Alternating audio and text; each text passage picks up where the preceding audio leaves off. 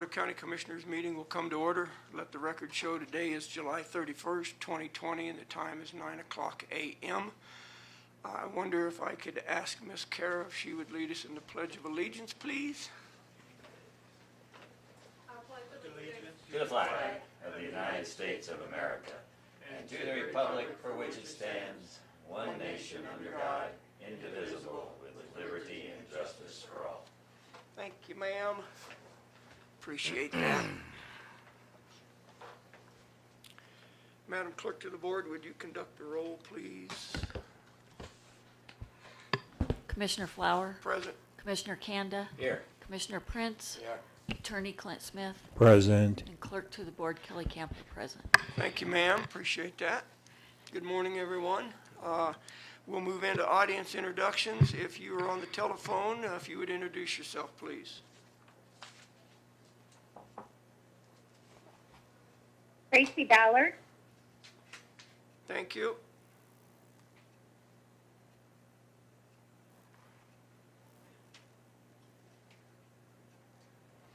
Okay, we'll move on.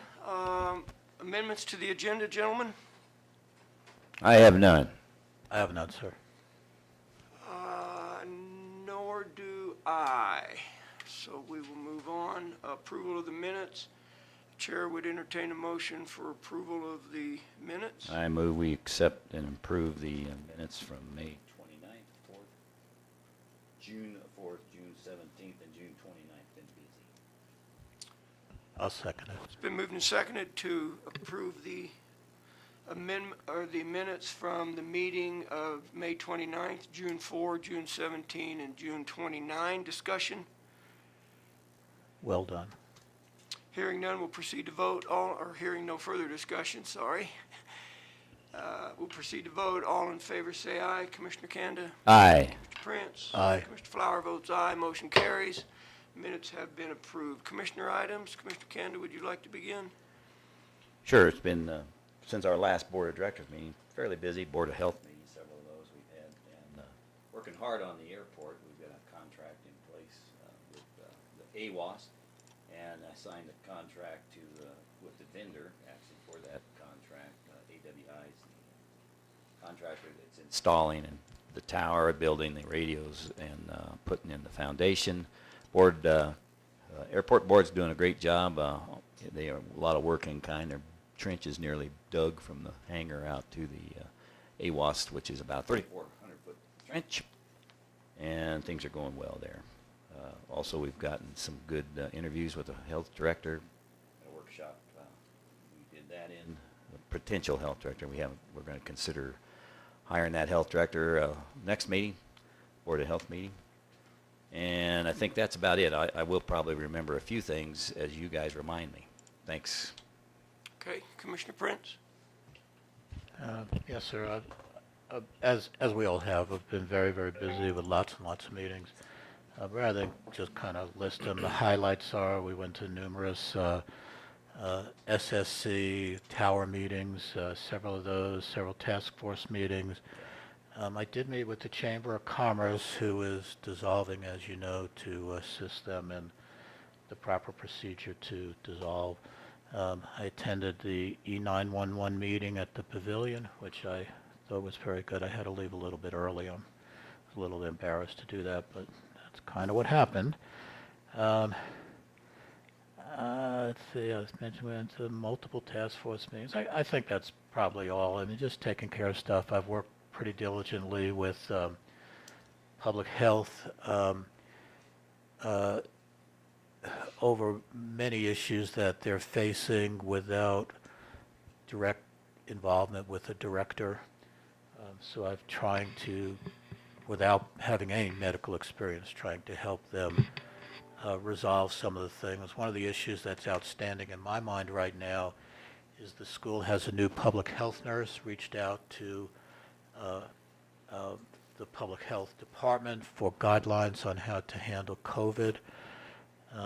And I feel it's imperative that we coordinate with the school nurse to help the new person figure out the best protocols to put in place for the school.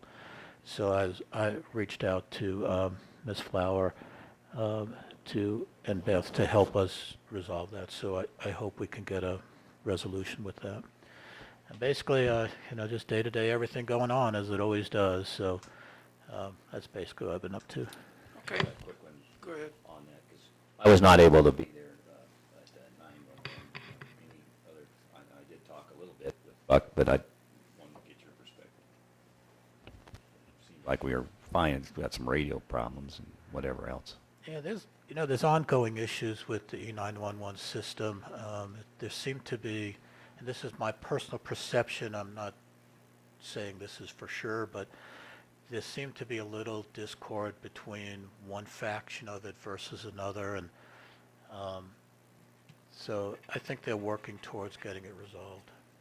And then I had the same, it looked like the health nurse at the school was digging in. I thought she had a good attitude. Yeah, no, I think it's great. I just Need to work with her. I just want to reach out to our public health to help her get protocols in place for the school year. So I think that's imperative. I think it's part of our responsibility, and look forward to being able to assist her. Okay, so I'll just go through my calendar real quick. July 16th, I attended the airport board meeting, as well as the 911 authority board meeting, as Commissioner Prince mentioned. July 20th, I communicated with and received back notice that we were granted, I requested an extension on the underfunded court security grant, and that was granted to us until July 1, 2021. And then on July 23rd, I participated in the ELC award funding meeting. There were 108 or 109 people on that for the governors. Alyssa had asked one of us to be on that meeting. So July 24th, last Friday, I participated in the site visits to the proposed broadband tower sites. And on the 25th, Saturday, we spent the day looking at the rest of them. So we split those 6 sites into 3 different groups. Very interesting. So Yeah, I couldn't be there for that, Tom. Was there any issues that they No. brought up? It looked pretty good. yeah, the 27th, Paperwork.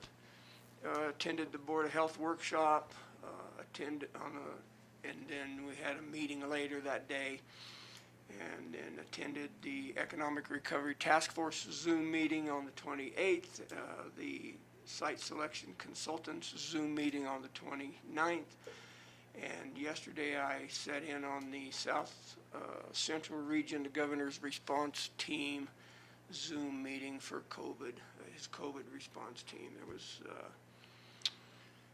56 people on that the Zoom meeting, I believe. So that's my calendar.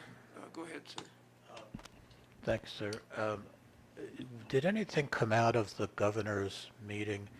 I understand today he's supposed to have an announcement as to how he wants to either strengthen or lift some of the COVID restrictions. Did you get a feel for whether that's going to be more stringent or more lenient? No, we did not talk about any of that. We were talking about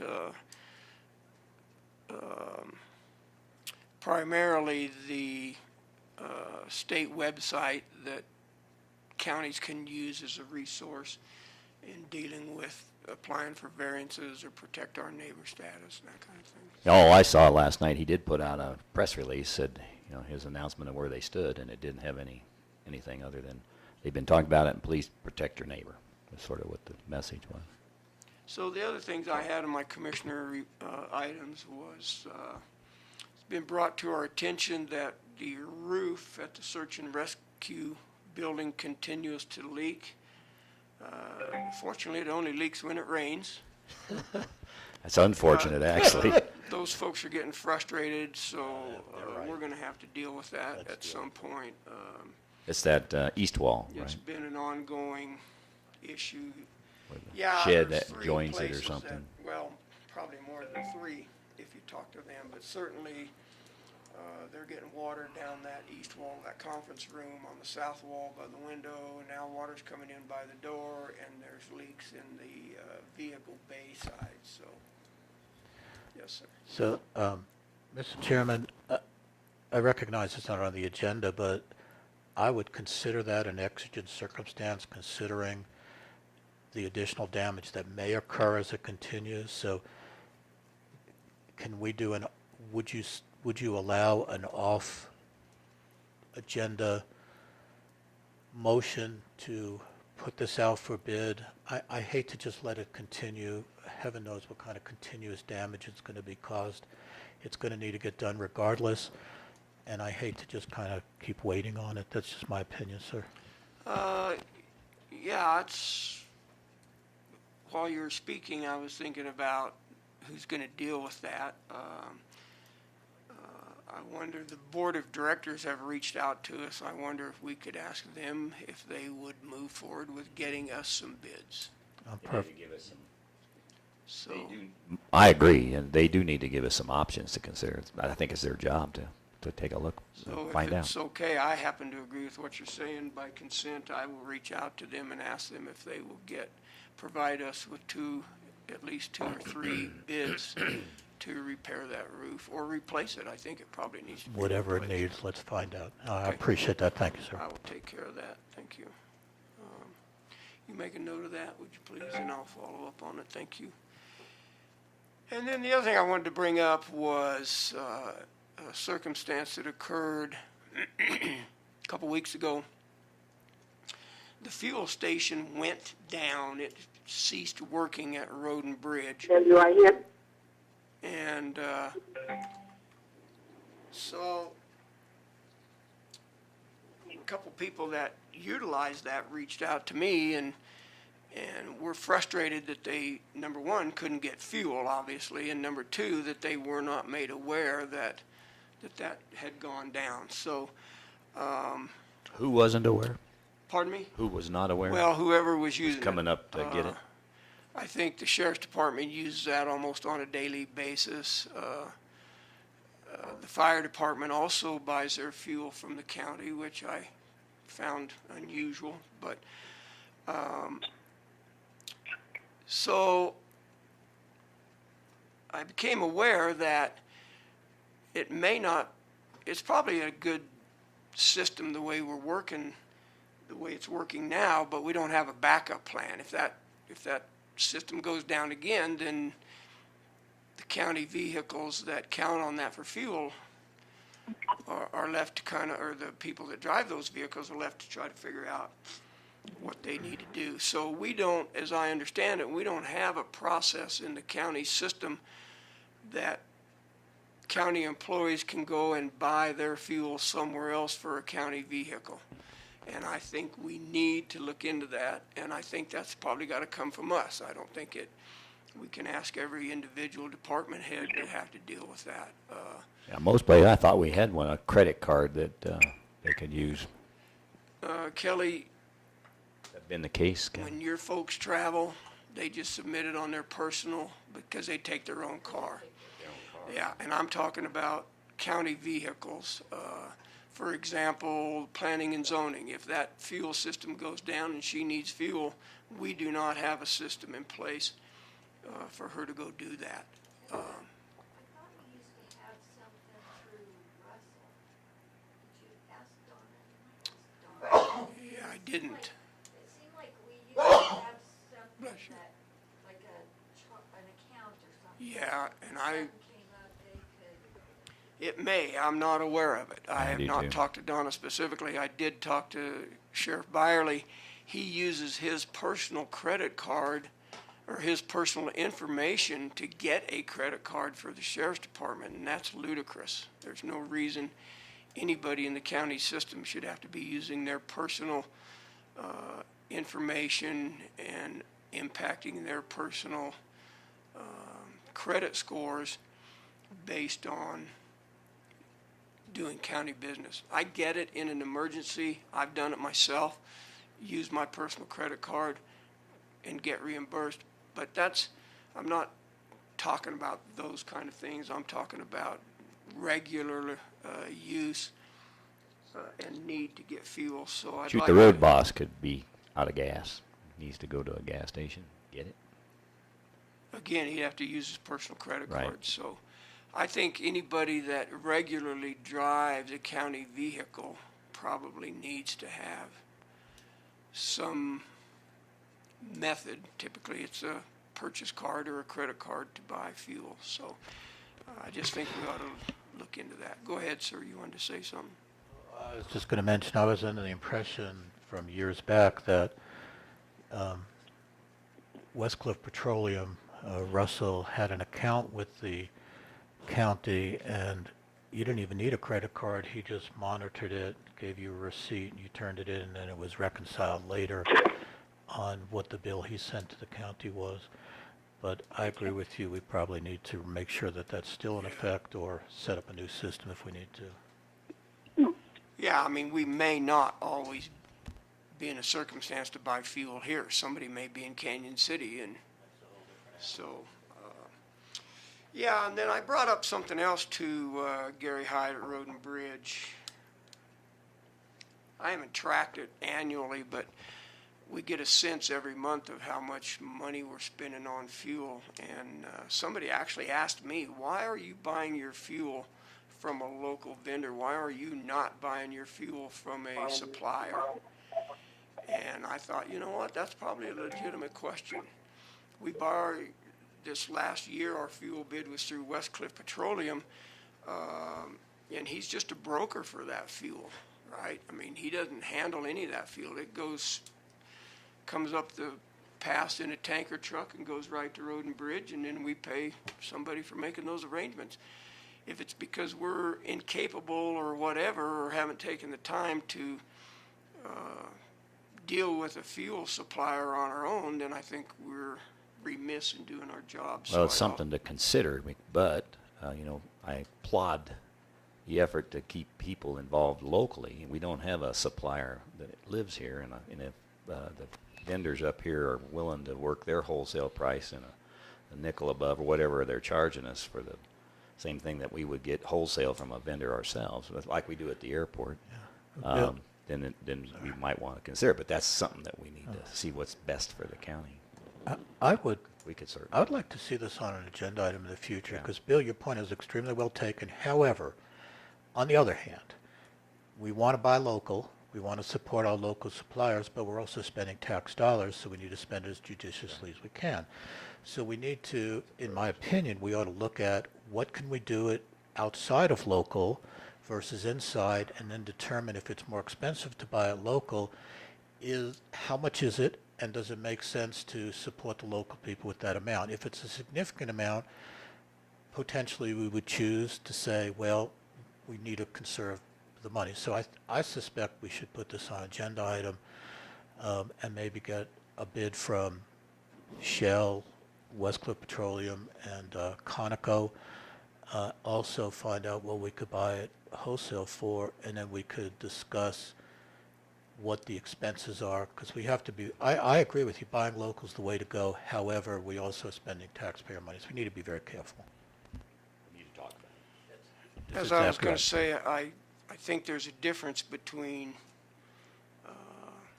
in this case, since that's who we're dealing with this year, Westcliff Petroleum's not a supplier, they're a broker. They're just brokering fuel to us. We don't have a local supplier, I so understand. I just wanted to bring that up before the commission. I think it deserves to be looked into and find out. We can ask Donna what our annual fuel expense is, but I guarantee you it's pretty significant. So that's all I have. Upper Ark Water Report, anybody? No news from me. No, sir.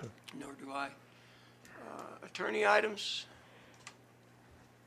I attended this past Monday, the 27th, I attended the Board of Health workshop where an applicant was interviewed for the public health director position. And then the formal Board of Health meeting that afternoon. As usual, I've done a lot of work with Jackie Hobby on various issues. In fact, yesterday I was given a file about something that slipped through the cracks. He's been living in a dwelling on his property since 2011 without a septic system. And It's kind of bizarre, the details of what he's been doing there, but I wrote a letter saying that this needed to be addressed right away. And one other thing, and this is really a Board of Health issue. I spent a lot of time working on Board of Health matters, and one of the things that came up, and I prepared a memo that I originally sent to Jay, and then I shared this with Tom and Bill also, to try to clarify some things. And at the Board of Health meeting, I want to talk about that. But just to state for the record here, the question is, Sheriff Byerly had a press release where he said he was not enforcing the public health orders and the executive orders that were issued by the governor. And I know that created some controversy. The research I came up with, I came to a conclusion, and then surprisingly, by coincidence, just about 2 days later, all of the county attorneys that communicate with one another regularly came up with the same conclusion, that these laws and they are laws, the statute says that the governor can issue executive orders that have the effect of laws. However, they are public health laws, not the criminal laws that the sheriff customarily enforces. And the statute very clearly says that enforcement is the responsibility of the public health director. I know that there are some counties where sheriffs are enforcing these, and I guess they're doing so voluntarily, but it's not a legal obligation for the sheriff's office to enforce public health laws. And I told Shannon that from now on, instead of referring to them as civil laws, which he used in his press release, that he should refer to them as public health laws to make it clear that we're talking about very different things here. And at the Board of Health meeting on Monday, I'd like to talk about this a little bit more, about the enforcement aspect, when we have a public health director and no other enforcement officer that's working for our public health agency, which normally is not an issue at all, but with this pandemic and enforcement, it's something that we need to talk about. That's all I have to All right, report. sir, thank you. Administrative assistant items? Thank you. Come up with one before you That's right. We'll move into public comment. If there's anyone that would like to have a public comment that pertains to anything that's not on the agenda, now would be the appropriate time.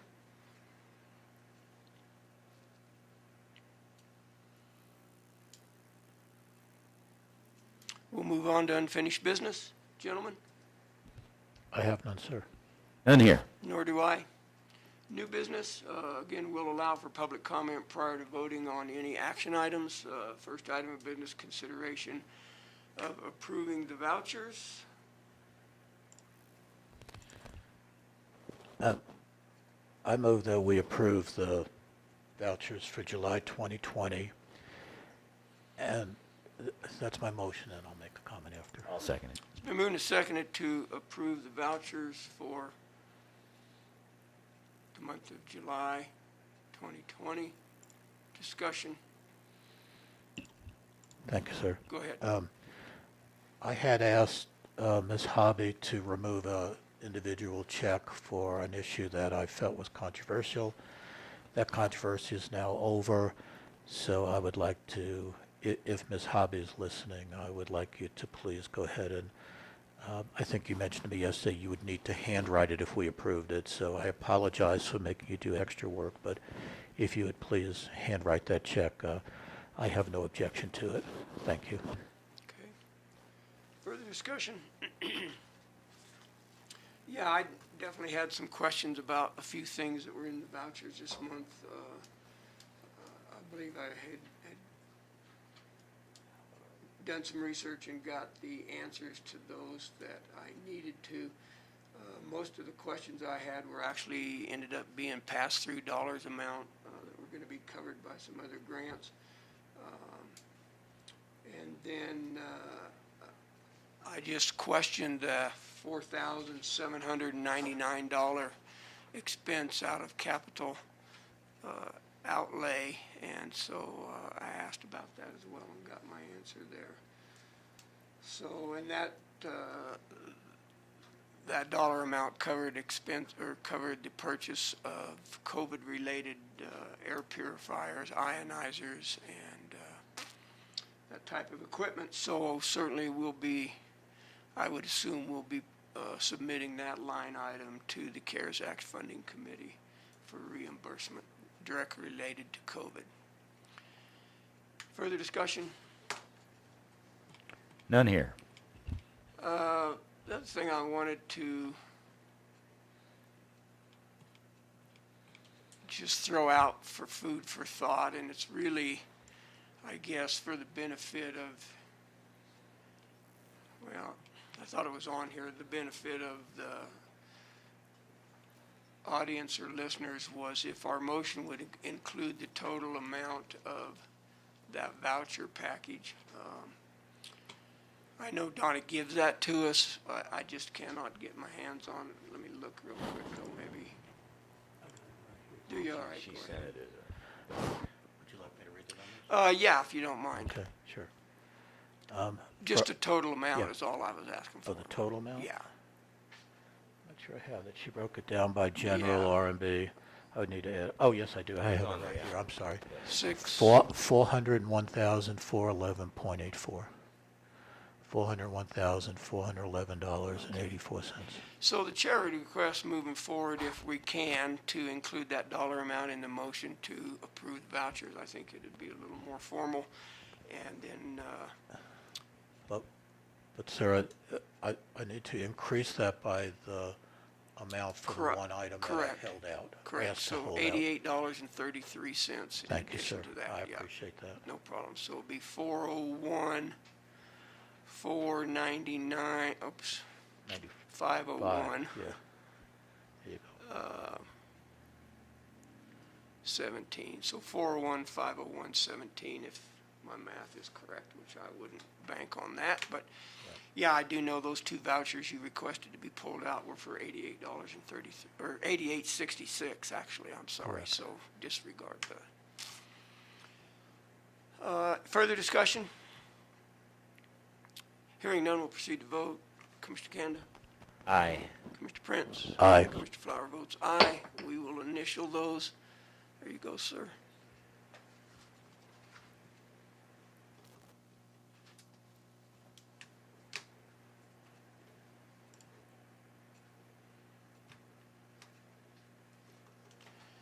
Next item of business is consideration of hiring a CARES Act coordinator.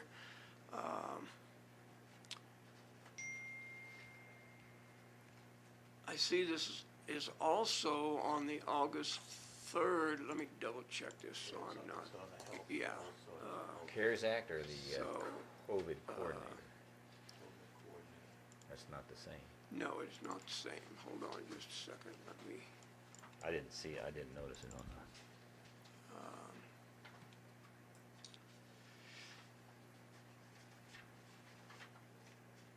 yeah, on the August 3rd meeting, it's COVID coordinator, so we're good there. Just wanted to make sure we didn't have that twice.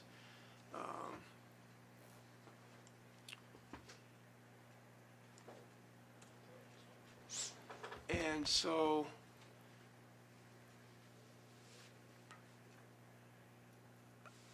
I guess I would prefer maybe some open discussion, but if you gentlemen want to make a motion, you're certainly entitled to do that. So obviously, we're going to have a CARES, pardon? I was going to move it Oh, and circle it. obviously, we have a meeting scheduled for August the 3rd for this CARES Act committee. Well, I personally sorry about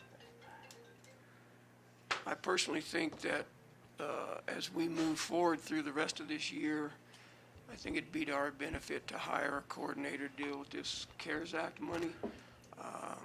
So my question is, before you get into that, is CARES Act ought to be under the commissioners, right? It's beyond. Well, this position is I believe, and certainly open for discussion, reports to the county commissioners. That's right. Not the Board of Health. That's correct. It's an employee of the county. Hmm. So I feel comfortable moving forward with it under those. I do too, and I under want that. to get it, if it was on there, I didn't catch it. Yeah. It shouldn't have been. Now, the funding will come from the CARES Act, in my opinion, but since it's a county employee, I feel comfortable moving forward as a commissioner as opposed to a Board of Health Right. or a CARES Act representative. Okay. Yeah. That's just me and speaking. it's for the process of it, I thought about this. I think it would be wise for us, if that's what we want to do, is deal with some kind of a motion today, but I think we probably could do it on our own authority, but I think out of respect to the other members of the committee, that if that's what we want to do, I think we should have a motion to indicate our desire to that committee to hire a coordinator. I'm just not sure it would be fair for us to hire it and then try use the something. CARES Act money. Okay, I hear you. I think you're right. We ought to get the committee together to understand if, I want recommendation from them. Why do we need it? What's the workload? What, et cetera. And then we got to understand what they're going to recommend, time frame for the, we've had that issue, or discussed a little bit last meeting. How long does it last until the money runs out, and can we find somebody that's willing to work and then know that the job's going to go away? We need to just discuss with them, I think, and then get a recommendation to us to act on maybe the next board meeting. So, Mr. Chairman, based on your comments and Bill's comments, can I recommend that we put this back onto the BOCC meeting on August 4th to vote on, and that way on the 3rd, we can get concurrence from the CARES Act if they have objection, because I agree with you, out of respect for them, the entire CARES Act committee should determine whether this is appropriate or not. If they feel it is, then since it's a BOCC decision, come back on the agenda for the 4th. Yeah, I understand what you're saying. I'd like to see a motion come out of this meeting today that we recommend to the committee that they hire a COVID coordinator. I'm not ready to make But, that recommendation. If We don't have enough info yet. if we want to do something different, that's certainly acceptable as well. Let me finish these up real quick, and then Ms. Donna can move on with her Sure. day. Well, It's not going to be a big lag time. I mean, if we wait and do it on the 4th, just 4 or 4 more 5 days. Doesn't make any difference. And do we really need a motion to make a recommendation? Because that's what I thought I was hearing. I mean, I'm fine just putting it on the agenda for the CARES Act meeting on the 3rd, and then have it on the Board of County Commissioners meeting on the 4th. I would be okay with that.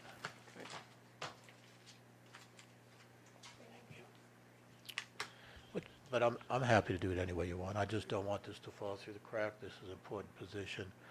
But I agree that the entire CARES committee should agree that the job description is appropriate, and that even though it's a county employee, their input is important to me. yeah, we've been working on a job description for that position. We have it. I have it in front of me. Do you have it, or do you need I copies? have it, I can't find it. Why I don't- thought I had it on the board packet. Do you have it? If not, when Carol comes back, I'll ask her to make some copies for you. I've been working. I saw it, and Donna and I kind of, I'm not taking any credit for this. Donna did this, but she and I discussed it. And I thought it was reasonable, in my opinion. Yeah, I did too. I just can't lay my mouse on it. yeah, I did, but like I said, I'd like to hear it from them. I need a little more poop. If you want, I could just throw out some dollar numbers on what it would be if that's appropriate now, or we could wait until the 3rd, whatever. Let's you wait, want. we're just wasting time here. We've got a big agenda. Yeah, I just think this conversation, and I guess the desire is to have that with the committee and then come back. So, Okay, I think that's appropriate. Ms. Kelly, can we put that on the agenda for the 4th, consideration of hiring a COVID coordinator? Thank you. I'm sorry, CARES. Well, actually, we probably should call that a COVID-19 coordinator. Yes. What we have, and we can change it, of course, but what the position we came up with is Custer County Coronavirus Relief Fund Coordinator. That's the job title as it's written now. That doesn't mean we can't change it, but that's what it is That's at the the moment. language in the documents that I gave Donna to look at, so the CVRF, so. Custer County Coronavirus Relief Fund Coordinator.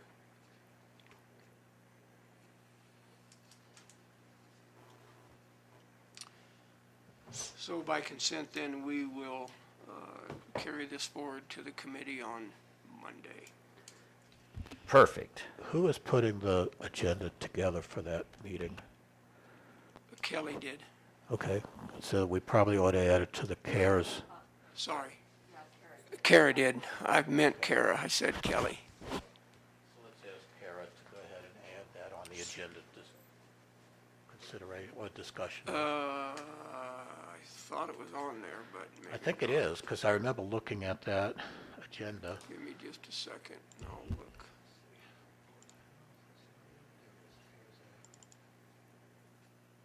It is. Consider hiring a CARES Act coordinator is on the agenda, so I think we're fine. Yeah, for August the 3rd. Yep. Yeah, Is it- so we're good. Okay, Okay, we're going to have that meeting in this room, is that correct? that's correct. Yep. Okay, we'll move on then, unless there's any public comment about that. Obviously, it was for consideration. We're not going to vote on that today. Chair would hear public comment.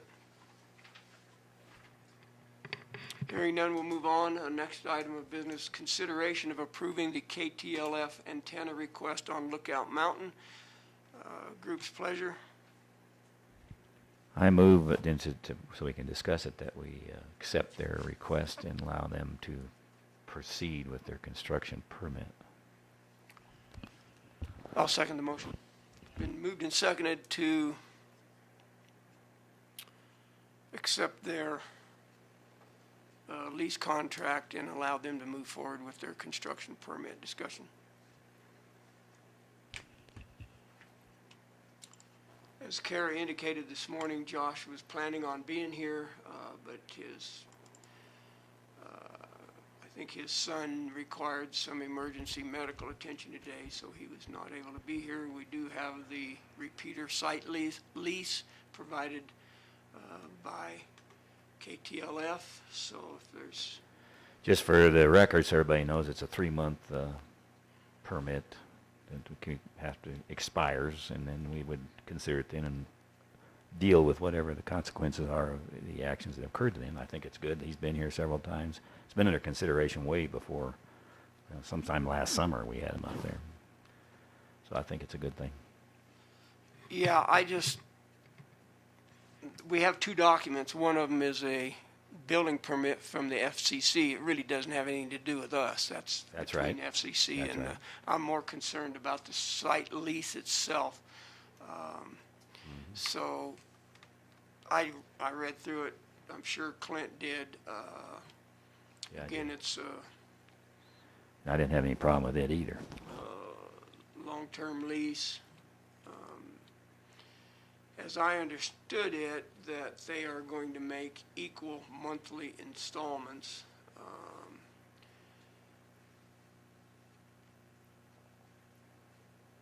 And that price will change in 2026. So I'm going to, well, I'll wait. I want to introduce a motion pertaining to this, but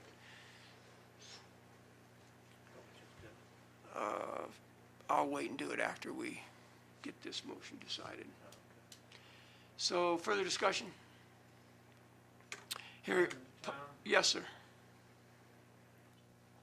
On the lease, I would recommend, it doesn't have the name of Custer County in there yet, but it does refer to, it says a Colorado entity. I would prefer that read Custer County, a political subdivision of the state of Colorado. That's how we generally identify the county.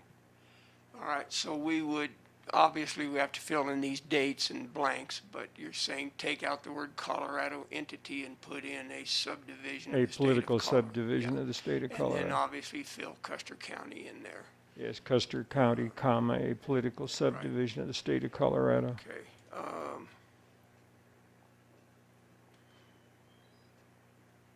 This is a PDF file, so I can't change it on my desktop, or I would, but we'll get Kara to convert that. A political subdivision. Of the state of Colorado.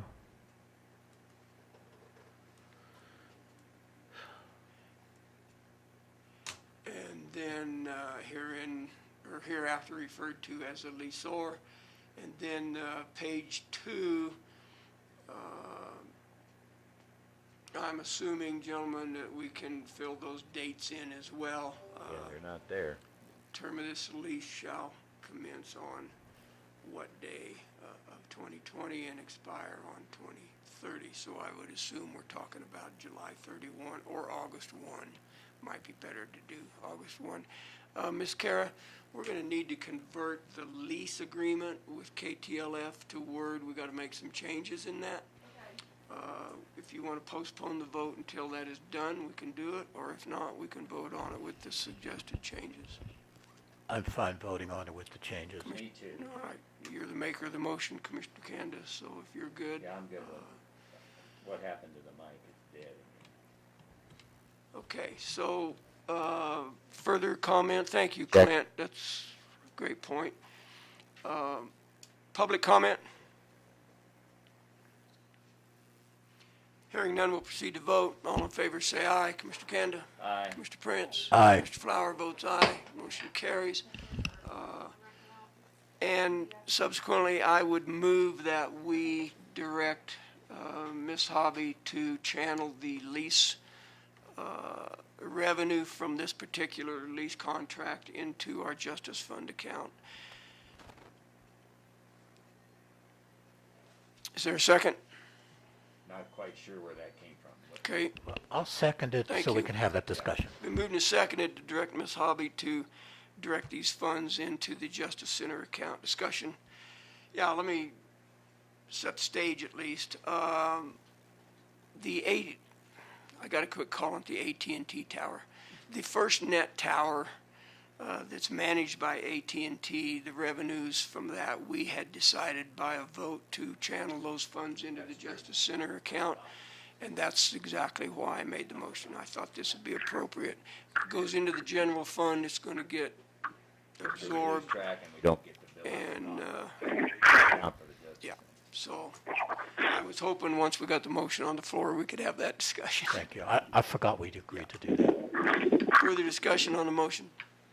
Public comment?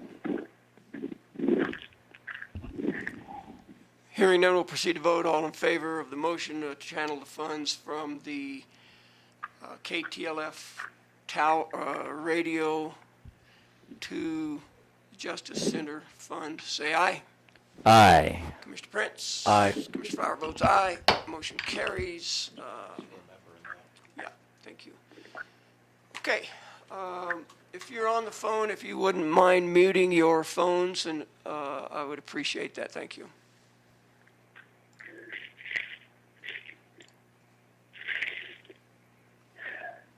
If you do not mute your phones, I will ask our IT administrator to mute everyone.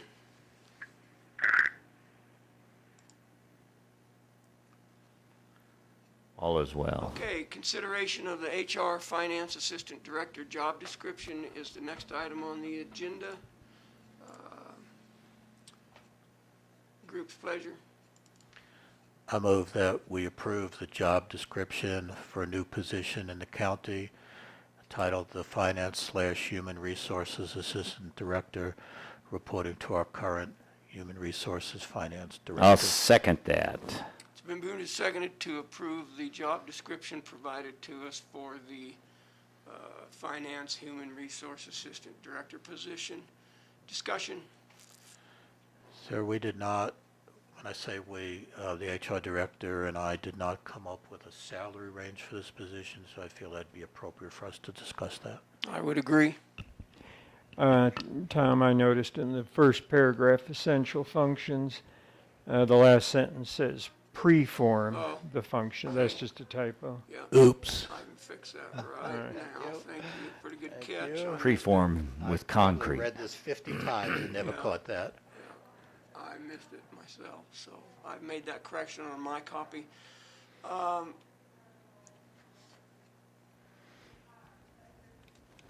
I'm compelled to say the rate of pay is to be determined upon relevant experience. I don't know. You need a price range, though, to do that. You got to have a suggested bracket. And that's what you determine within that bracket where experience puts it. Well, your point's very well taken, Commissioner Kanda. Figure out what it's However, I would prefer, just personally, the HR person tell us what the HR director feels is an appropriate range, since that's her job to kind of guide us in what our salary ranges ought to be, that type of thing. Yeah, we need a range to consider first. Okay. 40 to 60. No, I'll throw out a let Donna number. throw it out to us. I'm good with that. We can base it off of her. The reason we're doing this, so everybody knows, is because if Donna were to go on a real vacation where she'd be gone, then we need somebody that actually can stand in and have the authority to act as a director Right. for And that. it really So it's goes- an important position. Commissioner Kanda, you're 100% correct, but it really goes well beyond that. This job has evolved and evolved and evolved to the point where our current director, it really is a two-person job now. Almost every Yeah. county is a two-person job. That So was the other piece. I agree, we need a backup, heaven forbid something happens, or if she decides to go on a cruise or something. But I didn't mean to say that was the only reason. we're Yeah, doing okay. this, All right. But the point is that she has to have the experience, or he, whoever it is, Right. has to have the experience and the knowledge and the ability, and that costs money because we need it. We need somebody to actually augment what's going on in that office. right, it'll be a learning curve. There'll be a period of time till they're able to say, current director, go take a vacation, I got it. But we need to work towards that, so I'm very much in favor of this. So that's where we stand. Yeah, I had a little discussion with Donna about this, along with some other salary concerns, but we did not come up with a specific number. But for the sake of moving forward with this, I would move to amend the motion to add the words with the rate of pay between $50,000 and $55,000 a year. Can you, but just a second, maybe add to that? I noticed also that the requirement was just human resources. It mentions accounting. And that's a college or university. Is it accounting specifically, or is it accounting and what? Is it just strictly accounting? Bill, I'm not really sure I'm following what you're asking. This is the county. Okay, hold on just a minute, gentlemen. We've got a motion on the floor. Let me find out if there's a second. If not, then we can move forward. Okay. So the amendment was to add a salary range of 50 to 55,000. Is there a second? I'll second. It's been moved and seconded to amend the motion of accepting the job description with the amendment of adding a salary range of $50,000 to $55,000 annually. Discussion? Go ahead, sir. And also including county benefits course. on top of that. Right. Okay, just want to make sure. So let's deal with the amendment, Commissioner Kanda, and then we'll get back on track. Public comment?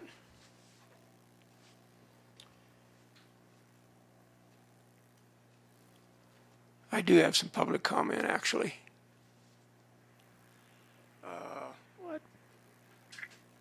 you have some ESP? Yeah, I had sent a text message to Donna asking her for some input, and She said because this is an entry-level position, she thought 30 to 32,000 was appropriate, and then she also wanted to check with Kelly to see where she kind of starts her people, but it's a little different scenario.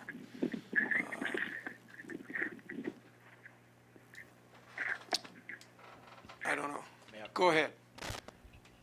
I don't feel this is really apples and apples with Kelly's position, unless Kelly is grooming someone who will take your place if you leave for a month or so and go on a sabbatical or whatever.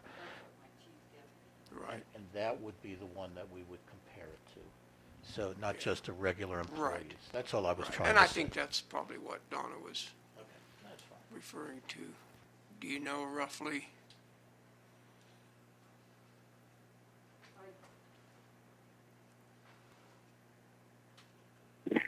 Have a chief deputy right now, and I'm trying to think what I had I think I had my chief deputy before, probably right around that, or under 35 is what she was. Okay.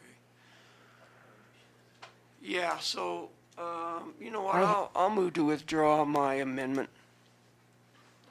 Is the second withdrawn? I'll withdraw that. I'm not sure what, I'm a little confused. I'm Please just tell me what withdrawing the amendment concerning the dollar amount, so we can start over. Can get a good actual So we're amount. going to start over again with the With the dollar consideration of the dollar Yes. amount. Okay, I'm fine with that. I'm sorry, I just All in wasn't favor of following. withdrawing the amendment, say aye. Aye. Aye. Mr. Prince, Commissioner Flower, aye.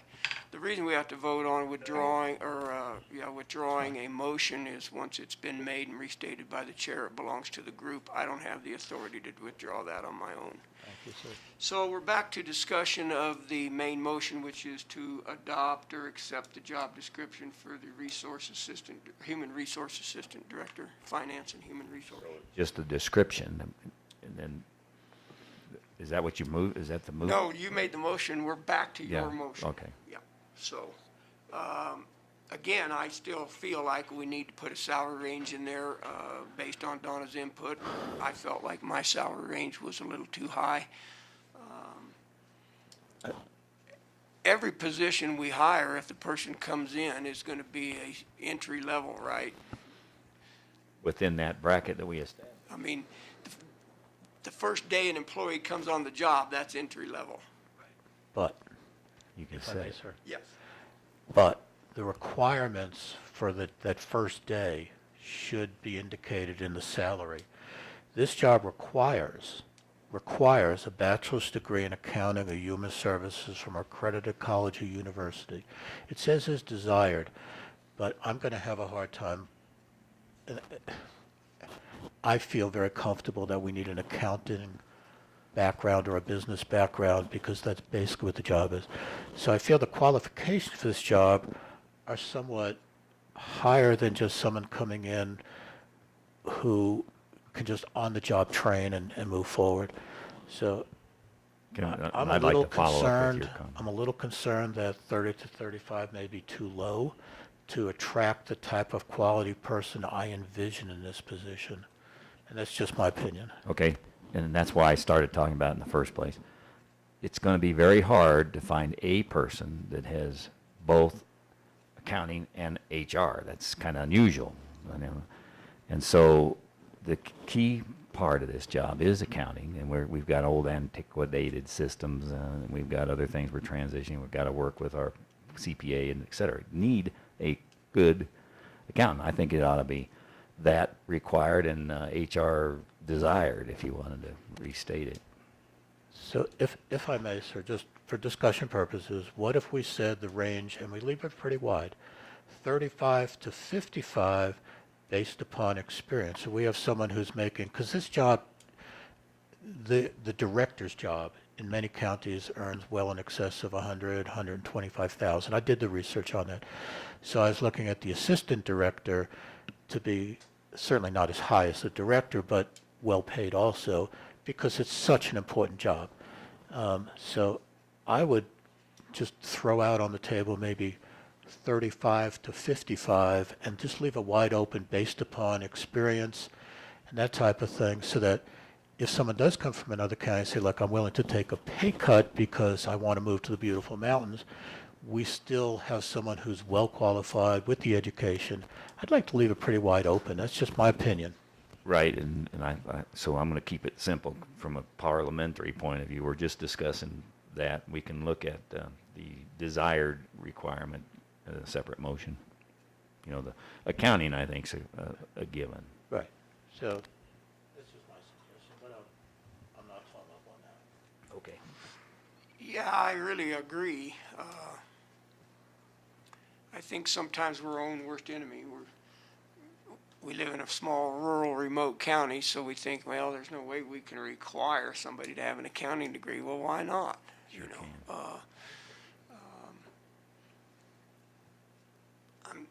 I would agree that with your comment about, it's probably not quite the same as telling somebody you have to be required to have a degree in human resources. But I would say in one or the other, prefer a degree in accounting, obviously, for the reasons you just mentioned, Commissioner Candace. So it's up to you guys if you want to change that word from desired. I would still recommend the real requirement, the heavy requirement is accounting. And, Yes, Do we have So a I would motion like on to the make floor that. at we the do. moment? Yeah, And just it's to accept it. discuss this contract or this job description. That's it. Right. So Then my Um, recommendation would be to remove if desired. Well, but that you got to set out it's one for sure. It's the accounting.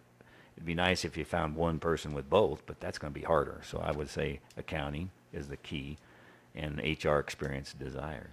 So bachelor's degree in accounting is required and a human resources degree Desired. is desired.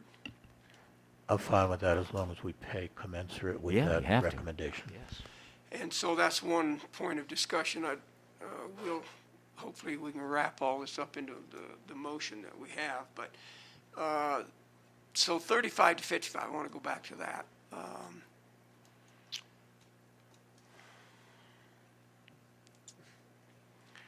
55 may be high. Yeah, I'm not necessarily thinking that's particularly high. I just think the range is awful wide. And with respect, and I understand what you said, let's give ourselves some wiggle room. If I apply for the job and come in, it's 35 to 55, and you ask me, what do I think I need to get paid? You shouldn't have to ask me that. You probably know what I'm going to tell you. So I just wonder about that large gap. Well, I think that's a good question, but if we're asking for a desired of HR, you got that would certainly give you the ability to go into that wider part of the range if you got both. Let me throw something out just for discussion. What if we said the range is this with an accounting degree and this without accounting degree? And that way we could say, well, you come in from an accredited university with a degree at between 40 and 55, or whatever number we agreed to, and if not, 35 to 45 or 40 or whatever. Okay, let me just do one more. Well, if we did that, it's just a thought. And you've got 5 candidates. 2 of them have both, the other ones just have accounting. You automatically throw the other 3 out. Well, no, we pick the best candidate. The salary will just be commensurate with your educational background. But the experience with HR and Experience and the background, yeah, and the educational requirements. So the salary ranges on an hourly basis run at your suggestion from 35 to 55, from $16 an hour to $26 an hour. I would be a little more comfortable closing the gap up, but I certainly respect your intent And of your I'm fine with suggestion. that. I'm Absolutely. just opening it so that we don't preclude, if a fabulous candidate from another county says, I want to move to the mountains, for example, and they've been a director, but they're willing to take a step down. I mean, we may find Right. someone who's just terrific. We don't know. 45,000 is $21 an hour, which is mid-range of the suggestion you had. I would probably feel a little more comfortable with 35 to 45, but I don't want to argue about it. I'm just And trying to be honest. I'm fine with that. I'm fine with that. I just don't want to get I don't want to preclude potentially good people for a couple of dollars an hour. Again, I almost hesitate to bring this up, but I will. Donna informed me that Kelly's deputy was $35,200 with 6 or 7 years experience on the job. How many years ago? A year, 8 months. So, Based on that, I could be very high with my comments, and I'm willing to adjust them. I'm just giving you my feelings. right, sure, appreciate that. And I just think 35 to 45 is probably a little more realistic. I don't think a degree was required in Kelly's instance, and we are fixing to require that probably, so. I'm fine with your suggestion. So, because we're still in just general discussion, let's go back to the educational requirements and let's clean that up, the wording at least. What would you guys prefer there? Bachelor's degree in accounting required, just add the word required. Yes, and HR desired in addition. Give me just a second here. So, bachelor's degree in accounting required. Change the or to and. I would think. Yeah.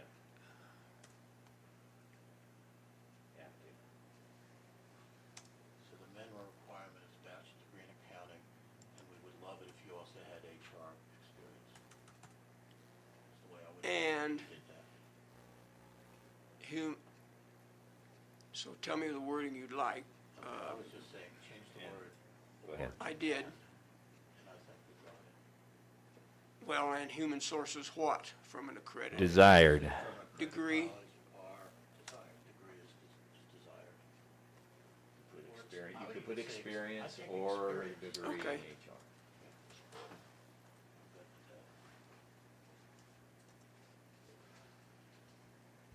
So a bachelor's degree in accounting required and human resources experience or degree from an accredited college or university is desired. Then we go to the last page, rate of pay.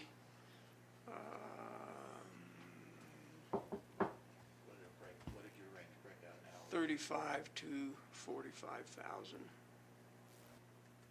we want to do it hourly, or do we want to do it in? I don't understand why we go hourly. Is it some tradition we've had in this county? It's a salary position per month. Yeah. I don't get it. So I can put that in real quick if you want. I happen to agree if it's an annual position. But I Just don't make run it the finance department either, so just a second here, let me. Well, I know every time I talk to Donna, it's always she gets her calculator out. Converts it to, So the hourly would be 1682. it needs to be hourly because they're not exempt, they would be eligible for overtime. That's true. if that's what this is that what we decided?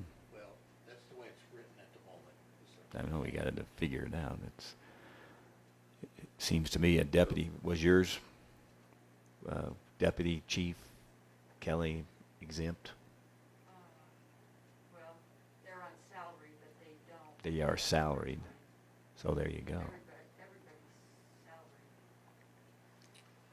This is presented non-exempt. And 2163 is the upper limit. So let me stick those in there then. Maybe Donna can tell us if this is what her mind was, it was exempt or not. It's listed as I know, I just wonder why she may have copied from something else. overtime or not is really the question. If Donna got paid overtime, we'd be broke. I know, so that's the same thing here. I think this is a salaried position. It's exempt. So I change it to Yeah. non-exempt to exempt. Yeah. I'm not gonna have an issue with that. Okay. Hold on just a second. And can you tell me where that wording is It's on exactly? the very top, right under where it says Oh. job description, FLSA status. No, I'm not there. Very top. Thank you. So you want to change that to exempt? Yep. I'm waiting for it. Silly. Stacking up the overtime Donna should be having.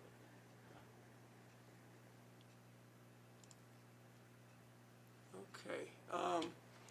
So we've made some changes to this job description, changed the wording in the first paragraph, just corrected a misspelling error, and then changed the educational requirements to now read a bachelor's degree in accounting required, and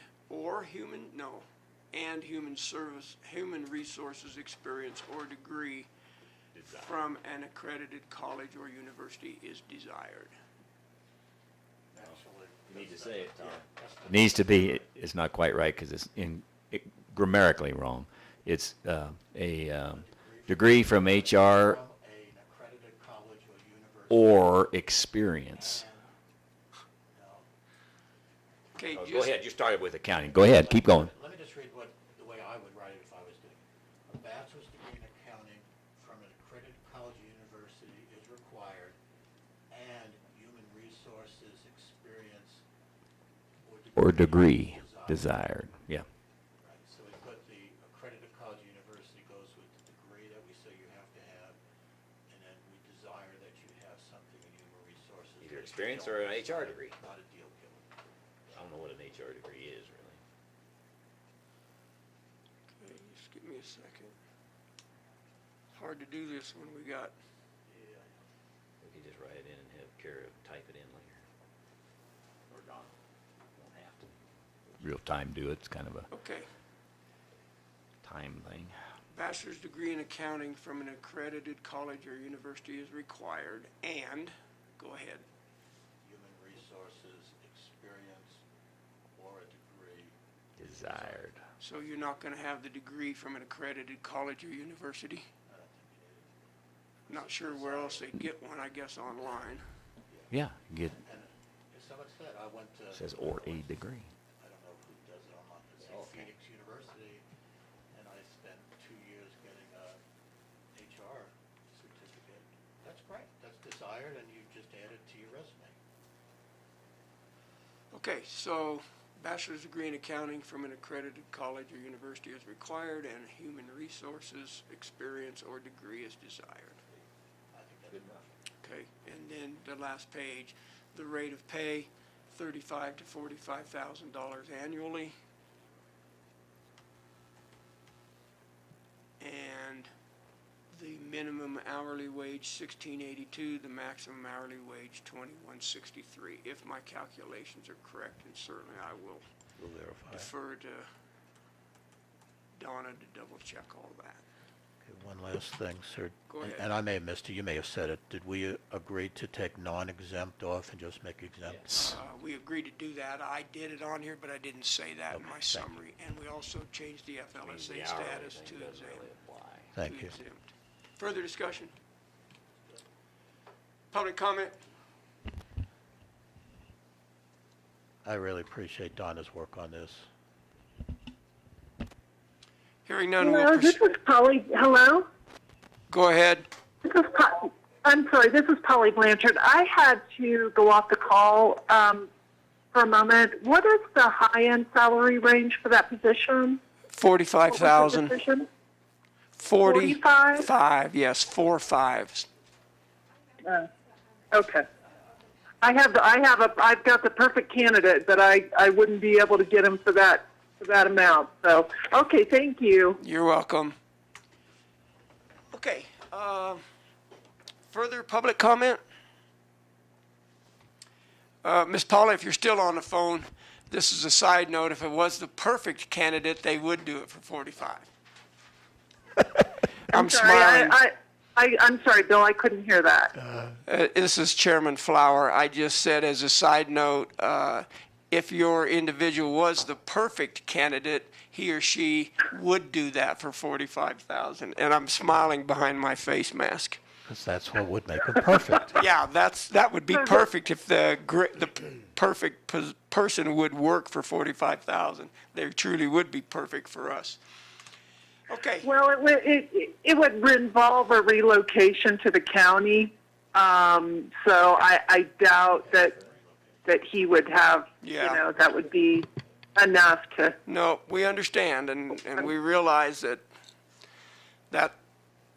that kind of a salary range has its limitations for sure. So thank you, I appreciate that. Further public Okay, comment? thank you. Hearing none, we'll proceed to vote. All in favor of approving this contract as discussed this morning, say aye. Commissioner Kanda? Aye. Mr. Prince? Aye. Mr. Flower? Aye. Motion carries. Let me just send this real quick right back to Donna before well, I can do it later. Will you make a note, Kara, to send her the revised job description for that director? So, yeah, go ahead. Mr. Chairman, before we leave this subject, my assumption then is that at this point, it's acceptable for HR to start the process of hiring, putting out the notice in the paper and whatever else is necessary. Is that correct, sir? It is.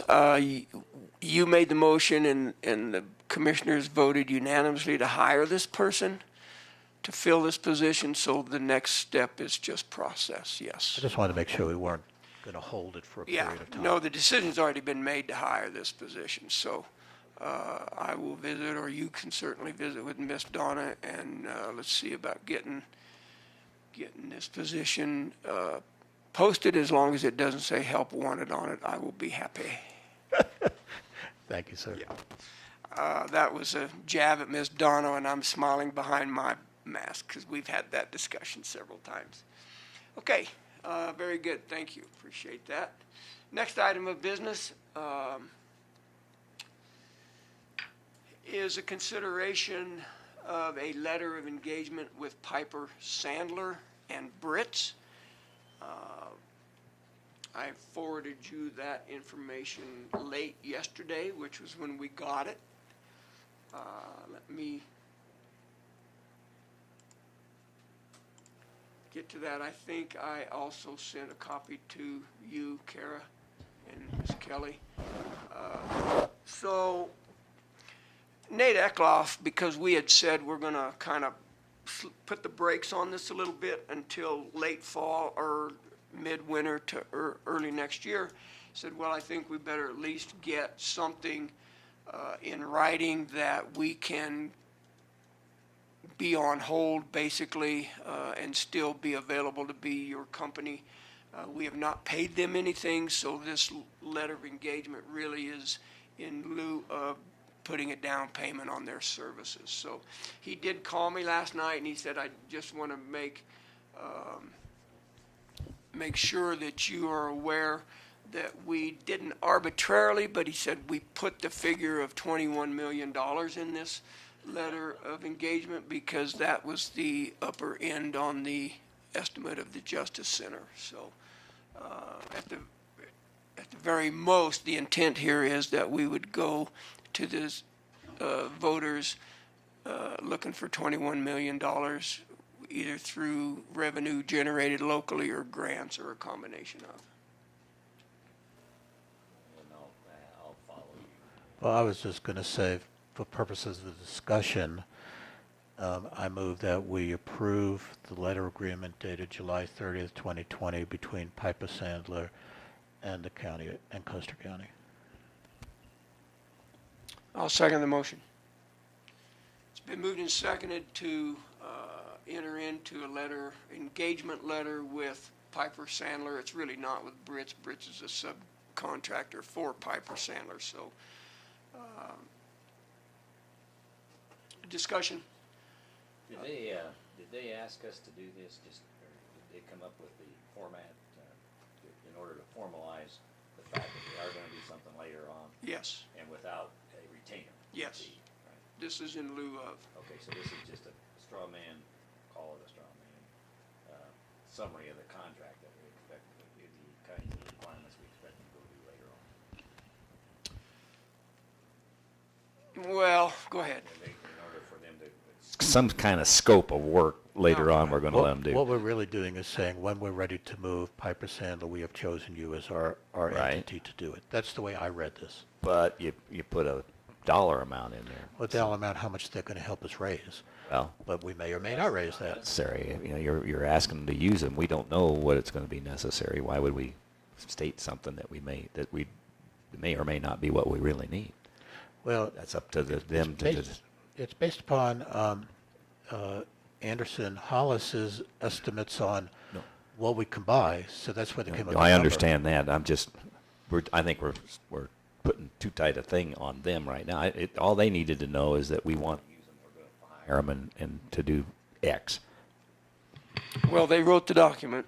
I know. And he asked So- to me to make particular attention to the 21 million was in there as a total amount. Yeah, and it's our job to think about why that's necessary. That's all my point is. I don't think it is, for whatever reason. Unless, if you put in 10 cents, he's going to do not a lot of work. I mean, I don't really know why that's in there. I've seen these kind of things before. It's just, it's an intent to hire them to do the job that we've already have in work on, you know, money's being spent, that has been spent to date on. Okay, just a comment. Okay, further discussion? I have one, sir. Go ahead. Has council looked at this? Are you okay with it, sir? Actually, I had a question I was going to ask. This assumes that if you go forward, it's going to be a bond issue. I didn't recall you made that decision. There were discussions about alternatives to finance this, including a sales tax increase, property tax increase. This addresses solely a bond issue. For 21 million bucks, and that we haven't decided on anything yet. Can you clarify what portion of the document? I know 2C speaks about bond resolutions. Did you have something else, counsel?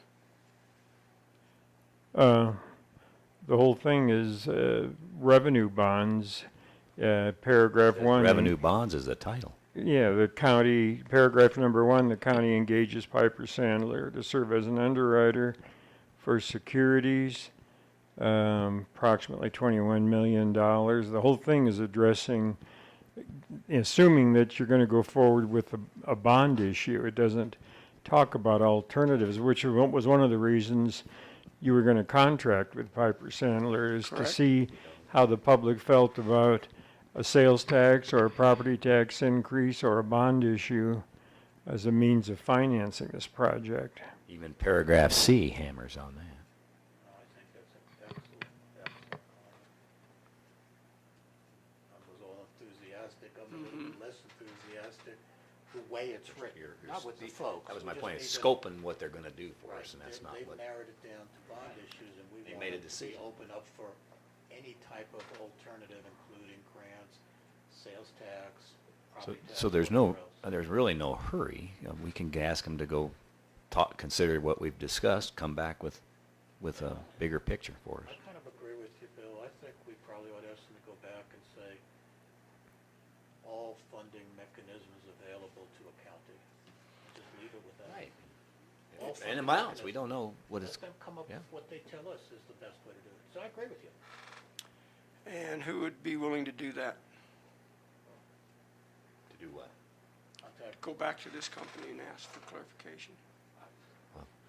Justice Center, we got people that represent us for that committee. One of I the think. one of the commissioners. Well, the commissioners should do it. Shoot, I'll do it. I don't have any Okay. qualms Thank you. doing it. You have a copy of this? Yeah. Okay.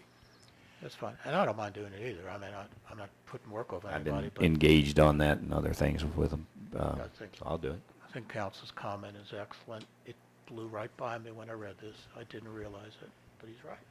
Yeah, and I keep seeing the wording bond counsel in there. And maybe that's the way it is. Maybe that's how he's referring to Brits. I don't know that, but certainly I think the intent, the spirit of the intent here is, I agree with that. We want to have other avenues besides. Well, let's do our RFP. That's what we asked for. Just for edification, Bill, you're going to contact Piper Sandler and ask them to broaden the scope of Get back how they're another- going to help us raise money. Right. I'll have them rewrite their engagement Yeah, letter to rewrite be it, more. and then we can in we'll line. look at the new letter and we'll determine Sure. whether we want to approve it or not. our first opportunity, and like I said, we've already told them it's going to be later next year before we do anything, so there's plenty of Right. time to get an engagement letter The out. way I read this, or the way my mind was working when I read this, was what we're really saying is we have chosen you to do the work when it's appropriate. We're just not sure when. That's kind of the way I read it. And this engagement letter, by the way, doesn't even talk about the $30,000 that you've agreed to pay, which is what I thought it was going to be. It talks about the 0.80% that they would charge, you know, for arranging all the financing through a bond. And that's not the fee that we're talking about right now. Right, we've already voted on hiring them at a cost of no more than 30,000. Right, We've and already that's- decided that, so. And that's fine, and if they want it in writing, they can put it in writing and you can agree to it through an engagement letter, but it should address that, not paying them this percentage to arrange the securities. Clint and I'll get on the phone with Okay, let's talk about my raise then. Okay, thank you, we'll move on.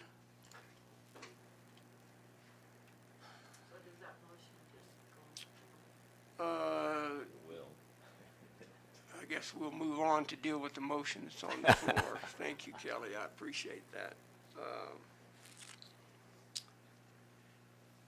So the motion was to approve or sign the letter of engagement with Piper Sandler.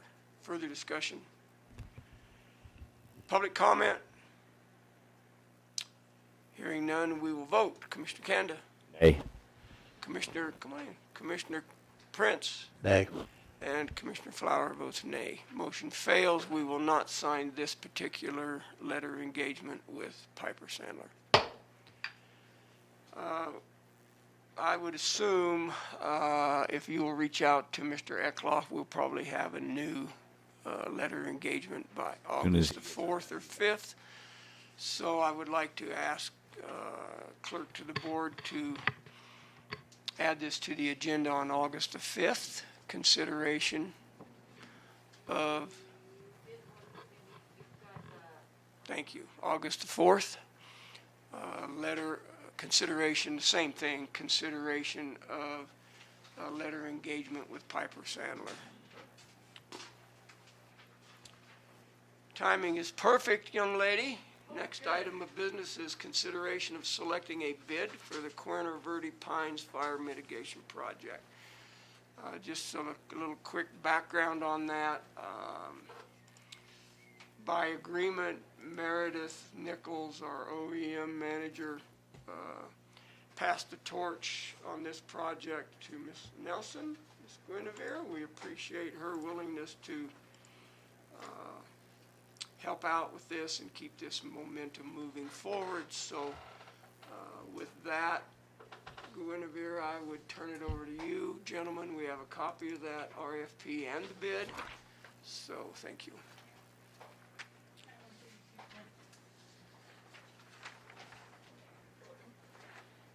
So you guys reviewed the bid? Yes, Okay. At some point, I think Matt Clark might call in. but- okay, let me find out. Matt, are you on the phone? Was he gonna call your phone or? Yeah, I gave him this. Okay. Mr. Clark, are you on the phone yet? And I texted him. Okay, we'll go ahead. You need him? Because we can wait.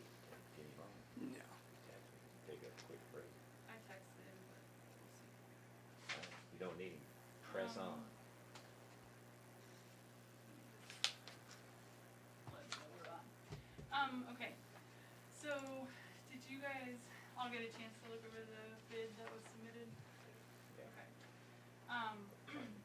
Matt has, I think he used to work for the Forest Service, so he reviewed this as well, and we chatted. And we kind of weren't really comfortable with the bid. And, you know, you guys get to make the decision on it, but this is our recommendations.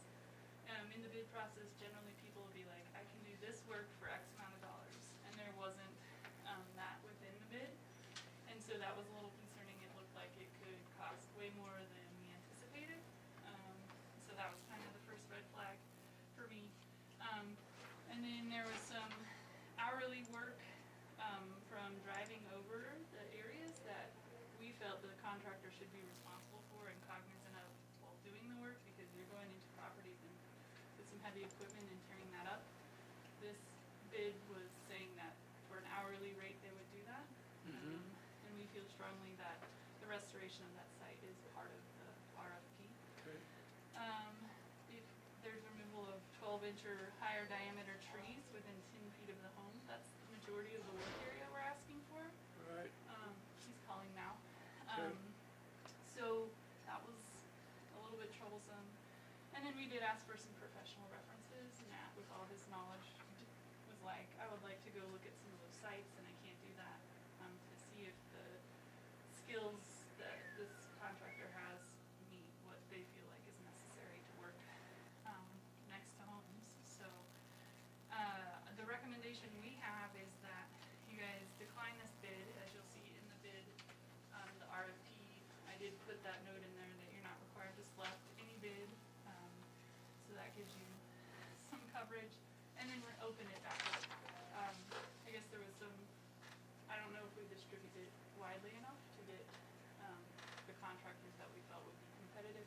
It also doesn't prevent this current bidder from putting a better bid together. So how many? Mr. Clark, are you on the phone?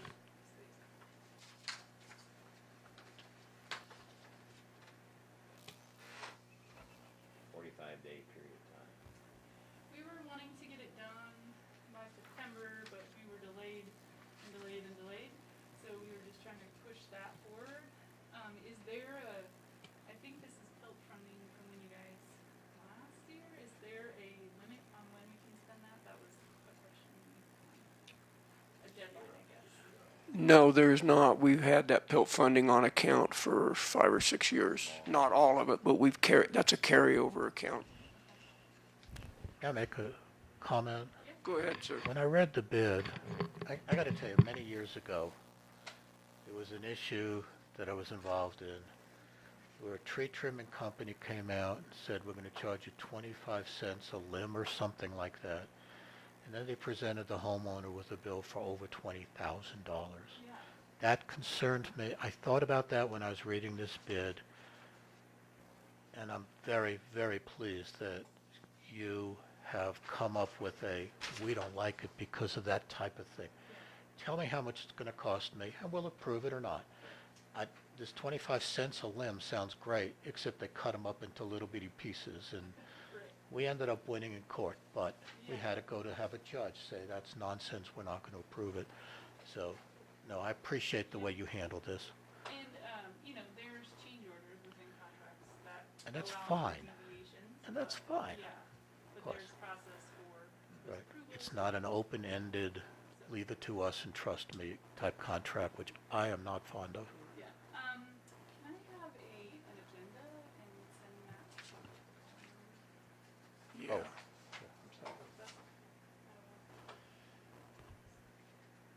said it wasn't working. You had any other comments about that? Vern, are you on? Should If you want me to call your cell phone, you put it on speakerphone, that's acceptable as well. Yeah, I really appreciate you guys' dissection of this. I'm not in the tree business, but part of me wanted to get in the tree business if somebody paid me $400 a tree to get them out of there, one way or the other. That is crazy. Mr. Clark, can you hear us? Hi guys, this is Matt Clark with a project with Corner Verde. If you remember, we completed the CWPP back in April of 2019, and the CWPP allows us to request for some PILT funding, and which we did soon after. And so we were awarded some PILT funding, and then of course all the virus thing came, and it's really put us on a delay, which hasn't been a problem for us. Meredith has done a great job up till now. Then she's left, of course. So, but we did finish the RFP for the contract, and we submitted it to the newspaper. We got one contractor that responded to it, and he said he didn't see it in the newspaper. Instead, one of his friends contacted him about it. But anyway, he came up there. I spent 4 hours with him. We drove around and looked at the place, and he he submitted a bid that does not match the RFP, and it doesn't match well with government funding either. There's no ceiling on it. There's a few items on there that we've identified that just kind of out of the standard of the industry. And so we don't want to accept that bid. And instead, we'd like to request that we could go ahead and submit the newspaper again, the ad and the public notices again, and see if we can get some more contractors to bid on the project. All right, sir.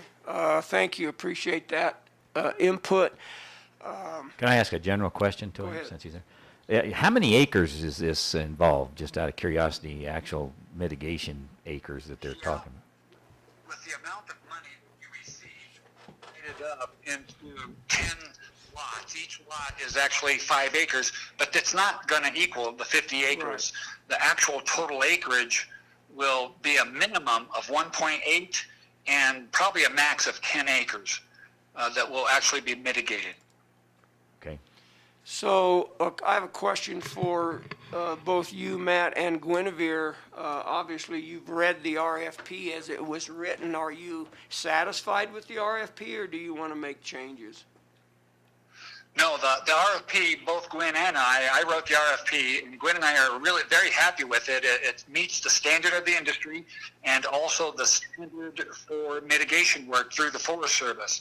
So we're happy with the mitigation, or the RFP, and we just feel the contractor fell short of the RFP and has kind of he's just fallen short of the RFP. He's not matching 4 essential items on it, including one, just not having a total number for the bid, and that doesn't go well with a government contract, sort of. So we feel we just need to have more contractors get involved, and I'm also going to talk personally with the contractor that did bid and assist him in being able to go ahead and rebid and fix the areas which are inadequate. Thank you. I appreciate that. Ms. Guinevere? I'm confident with the RFP. I do have some proposed changes. Matt, did you look at those dates changes for bid submittal information? This just creates a new timeline for bid submittal. Yeah, you did send me an email, and absolutely, of course, we've disqualified the current time that we were on, so we have to set new time limits on there. So yeah, I'm happy with the changes that you've made and moving forward. So, and again, we just need to get it back into the newspaper. Okay. So, I would move that we reject the bid that we've received from, I need to get the wording right. Give me just a second. Thank you. Fire shield protection. If you would like me to detail the reasons why we're not accepting it, No, I you can do don't that, need to. but We trust it's either way, it just doesn't match the RFP. Right. We went through those already, so we're good. And we trust you. So let me restate the motion. I move we reject Fire Shield Properties bid for the Corona Verde wildfire mitigation project. I'll second it. It's been moved and seconded to decline or reject the bid from Fire Shield. Sorry. Further discussion? I have a comment, sir. Go ahead. Since we're reposting it, I would like to say that if Fire Shield requests to rebid following the RFP, that they're not excluded from doing that. Absolutely. That's a given. Okay, I just want to make And sure that he- was he clear, did that state we're he's not gonna work rejecting with them them, so. completely from doing the No, the- project, just this The motion is to particular bid. decline this particular bid. Thank you. Further discussion? Without prejudice. Public comment? Guys, the only comment I'll make is that I am going to talk with Fire Shield and assist him in making a better bid. So we're not going to exclude him at all. We like him. He's, of course, personally as a guy, he's a great guy, and we just want him to do a better job at putting the bid in. Okay. Commissioner Prince, go ahead. Thank you, sir. Matt, I just have to caution you that it may look as some preferential assistance to one bidder versus a second bidder. So while I really appreciate what you're attempting to do, please use extreme caution that we're not giving a preferential opportunity to one company versus someone else. Yeah, I do see exactly where you're coming from. It won't be preferential. Well, at least that's not our intent, of course. But it is standard of the industry to give basically an after-action report. So if his bid has been rejected, he can get a report basically on why, and so he can do better. And so it is a learning process for a lot of young gentlemen that are starting in the business, and so that's not unusual that if his bid is rejected, that he does get some feedback of why it was rejected. Yeah, I'm fine with that, Matt. The only concern I had was don't tell him what he needs to do to get it approved. You're certainly fine to tell him why it was rejected. So I appreciate that. I appreciate what you're suggesting. Absolutely. yeah, Thank and you. I guess my question would have been to you as well. Would you be willing to meet with someone else with a different company and act in the same manner? Just equal and fair treatment's all we're talking about. Absolutely, and with the RFP, of course, we do have once we've determined that there are how many contractors, we have a meeting with them, and we go over exactly that RFP. That's the process, and so we go over the RFP and make sure that everybody's on the same page. And in this case, it was just the one guy, which we did do. So I had a general meeting with them. We drove around for 4 hours and discussed it, and then but it still came up short. So it's built into the RFP and the timelines that we do have a meeting with all contractors, and we're hoping there's more than one. And we'll do just that. Everybody will be on the same page and get the same discussion. Okay, further discussion on the motion? Public comment? Hearing none, we'll proceed to vote. All in favor of rejecting the bid submitted by Fire Shield Properties for this project, say aye. Commissioner Kanda? Aye. Commissioner Prince? Aye. Commissioner Flower? Aye. Motion carries. The bid has been rejected. Ms. Kara stepped out, but will you help me remind, we need to respond back, or Guinevere, would you respond back on our behalf? Sure. Okay. Okay, so then that takes care of the first part of the request.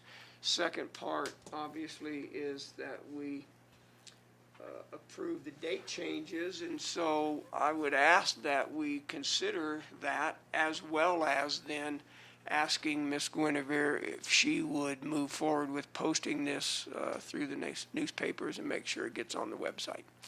Yep, happy to do that. Okay, are you guys ready to move on those dates firmly? Yeah, I'm trying to build this out a little bit more time. Hopefully we can have it in the paper longer. That's the intent. But this just kind of mimics the timeline of the previous one with a little more time between the project tour and then the award, or when the bids are due. So maybe that'll garner some more bids. Okay. But yes, ready to move. So the first bid I'm concerned about here, and we just got this, so the bids are due September 10th now, so you're still hoping to get this work done yet this year? Yeah. Yes, Go ahead, Matt. Go ahead, Yeah, Ms. that's Clark. cool. We can even go into the winter on this. This is no problem. It's not uncommon for the logging industry and timber industry to go ahead and work into the winter months. So it actually is better because the ground firms up and it doesn't get hurt as bad.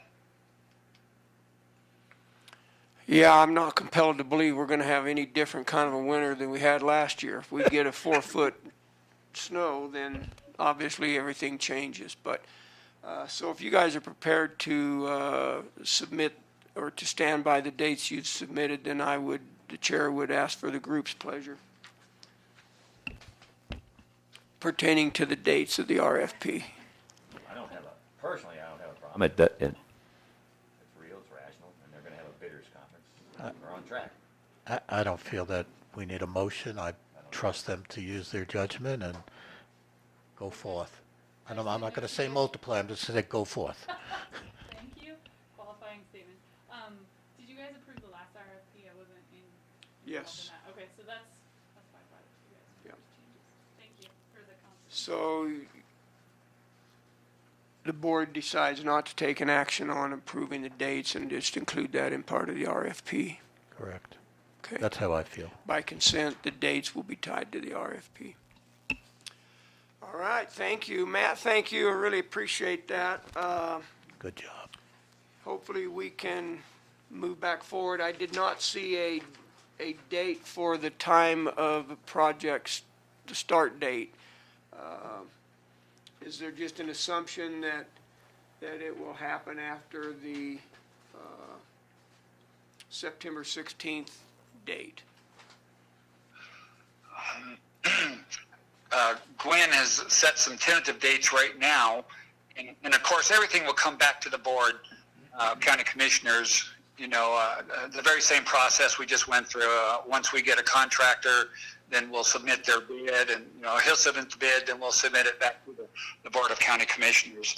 So, to answer your question, I'm not sure about maybe Gwen can answer that better. I don't have the dates in front of me, I'm sorry. Okay, the only date that wasn't on there was a start date. Doesn't mean there has to be one. That's why I just asked. If you want a start date on there, put it in. If you don't, that's up to you guys. I think we felt like the contractor would identify that for us, Okay. and then that could be does that work with us or not? Okay. And you're still sticking with 45-day. We would like to, Okay. just to keep the ball rolling. 'Cause Okay. You could mobilize and then be out there all the time. Yeah, sure. Okay, I have a suggestion for you too.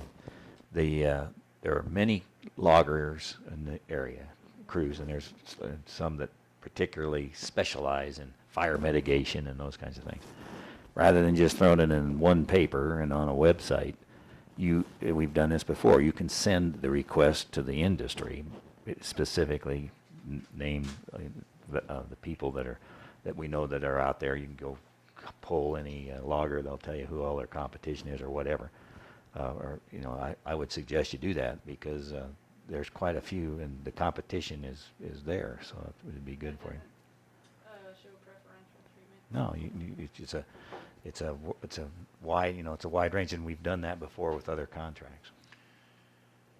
Well, as a point of clarification, I don't think Commissioner Kent is suggesting you start calling individual logging companies, but I don't, if you're aware of some logging association or Sure. whatever, Well, obviously, there's not a lot out there. We only got one RFP for this Yeah, but that particular was project. my point, Tom, is that it depends on how they picked up the notice, and I can name five guys right now. Kagan and Sons does it. They don't example. do this kind of work. Yes, they That's do. the issue. No, they do. So bottom line, what we're asking them to do is to reach out to as many Sure. areas they can to help get That's as many right. It's bids not, as we can don't get in. limit We it know to you're just, gonna do that. So- otherwise, I'm pretty sure that, you know, you'll get better.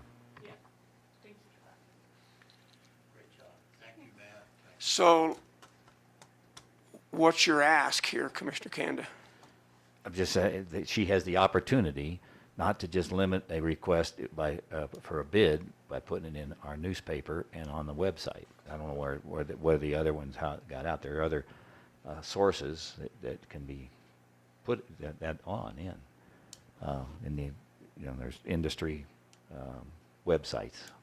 Yeah, I might defer to Matt on that. He probably knows a lot more than I do, but I'm happy to work with him. Sure. So it's, The National Forest, for example, you could ask them because they get people all the time. They have a bidders list because they do fire mitigation on the forest. I know that for fact. So that would be probably the best source to go to. It's a government source with lots of bidders sources that they have that they always put the website, you know, their bids out to. so do Gentlemen, we- if I may, go ahead, sir. another option is to advertise in both newspapers that are local, and we may catch some of those that didn't see it in the first one. Yeah, I guess that would be a board decision of what to do. Typically, we would do this on our county website and our newspaper of record. If the board wants to do something different, then we need to have that discussion. Okay. Thank you. So I think we need to give them some direction if that's the will of the board. And are we going to pay for a RFP to be posted in a, It's to our benefit if we're paying for this. You know, you don't want to be limited to a single source. It's worth what is the investment? On the other hand, we have a paper record, and that's who we have to use. I'm concerned about precedent. If we say, what is this one different from the next person who says, I want it in both papers? I think we've I'm not suggesting consciously, put it in both hang on, I papers. think we've, yep, then I'm missing the whole point here. I I thought we're said discussing whether we're going to pay to put it in both papers Right. or just the paper record is what, If you want to just discuss that, that's fine. I thought that's You what brought this it up. discussion is. If not, I'm off base and I have to wake back up. well, I just don't think it's fair to Guinevere to send her out of her and her shaking her head going, well, I'm not sure exactly what I have the authority to do. So I agree we have a paper of record. That's why we have a paper of record with respect to what Mr. Matt said. Understood, heard you loud and clear. There's a reason we don't have two papers of record. So if you want to identify some other sources or some money that we authorize her to spend to do this RFP, then I think All that's I'm fine. suggesting is giving her it's not authority, a source. It's a government source. It's the United States Forest Department. Fire mitigation, they have the conservancy grants that they give that are out there for people, both private and government, to do fire mitigation. And they have contractor list of people that do that, and they go out for bids all the time. And so from one government organization to another, you can ask them. That's all I'm suggesting. I'm not saying do it. You can do it however you guys decide. I would assume if additional money's involved on this RFP thing, you'll come back to us. Fair enough. Fair enough. Fair enough. Direction, Okay. that's very clear. Thank you, Matt, for your time. Appreciate it, and your expertise. And Guinevere, thank you. You've certainly stepped up and gone beyond the scope, so we appreciate that. I know you have a passion for this and a lot of experience, so thank you. And Gwen, we have an office right up here with those people in there. You can ask them. Oh, down there on. Right next to Public Health Agency. Thank you, gentlemen. I appreciate it. Okay, you're welcome. Thanks for calling in. Bye, Matt. Okay, thank you, ma'am. Thank you. Appreciate it. Have a great day. Yes, you too. See ya. Next item of business. Actually, gentlemen, would you tolerate about a 5-minute break? Oh, please. Without objection, the board will be in recess for 5 minutes. Works for me.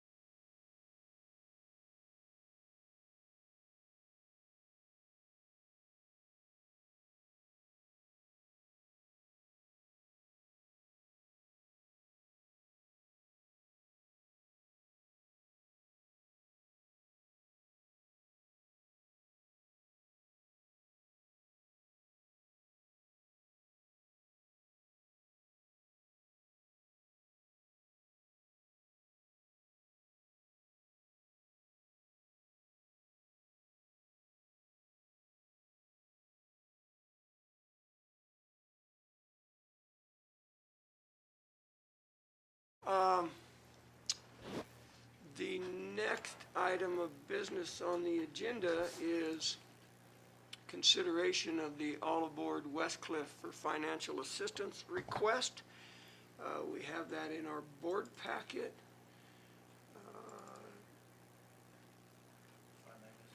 You may, sir, go ahead.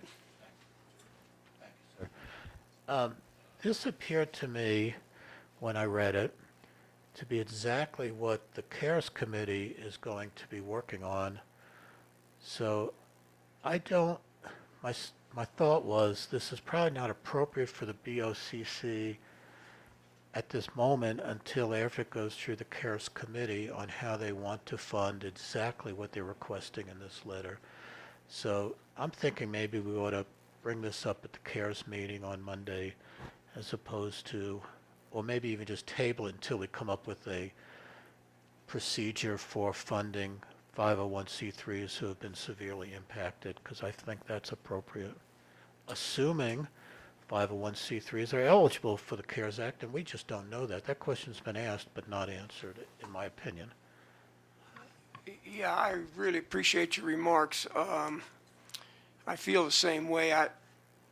If for some reason this doesn't get any traction in the CARES Act committee, then I would certainly not be opposed to looking at it again. And with all respect to All Aboard Westcliff and their folks, I can guarantee you the minute we take the lid off of this, we are going to open up probably an unending revolving door for requests for money, whether we can afford it or not. The CARES Act money is designed to offset expenses incurred directly because of the COVID-19 pandemic.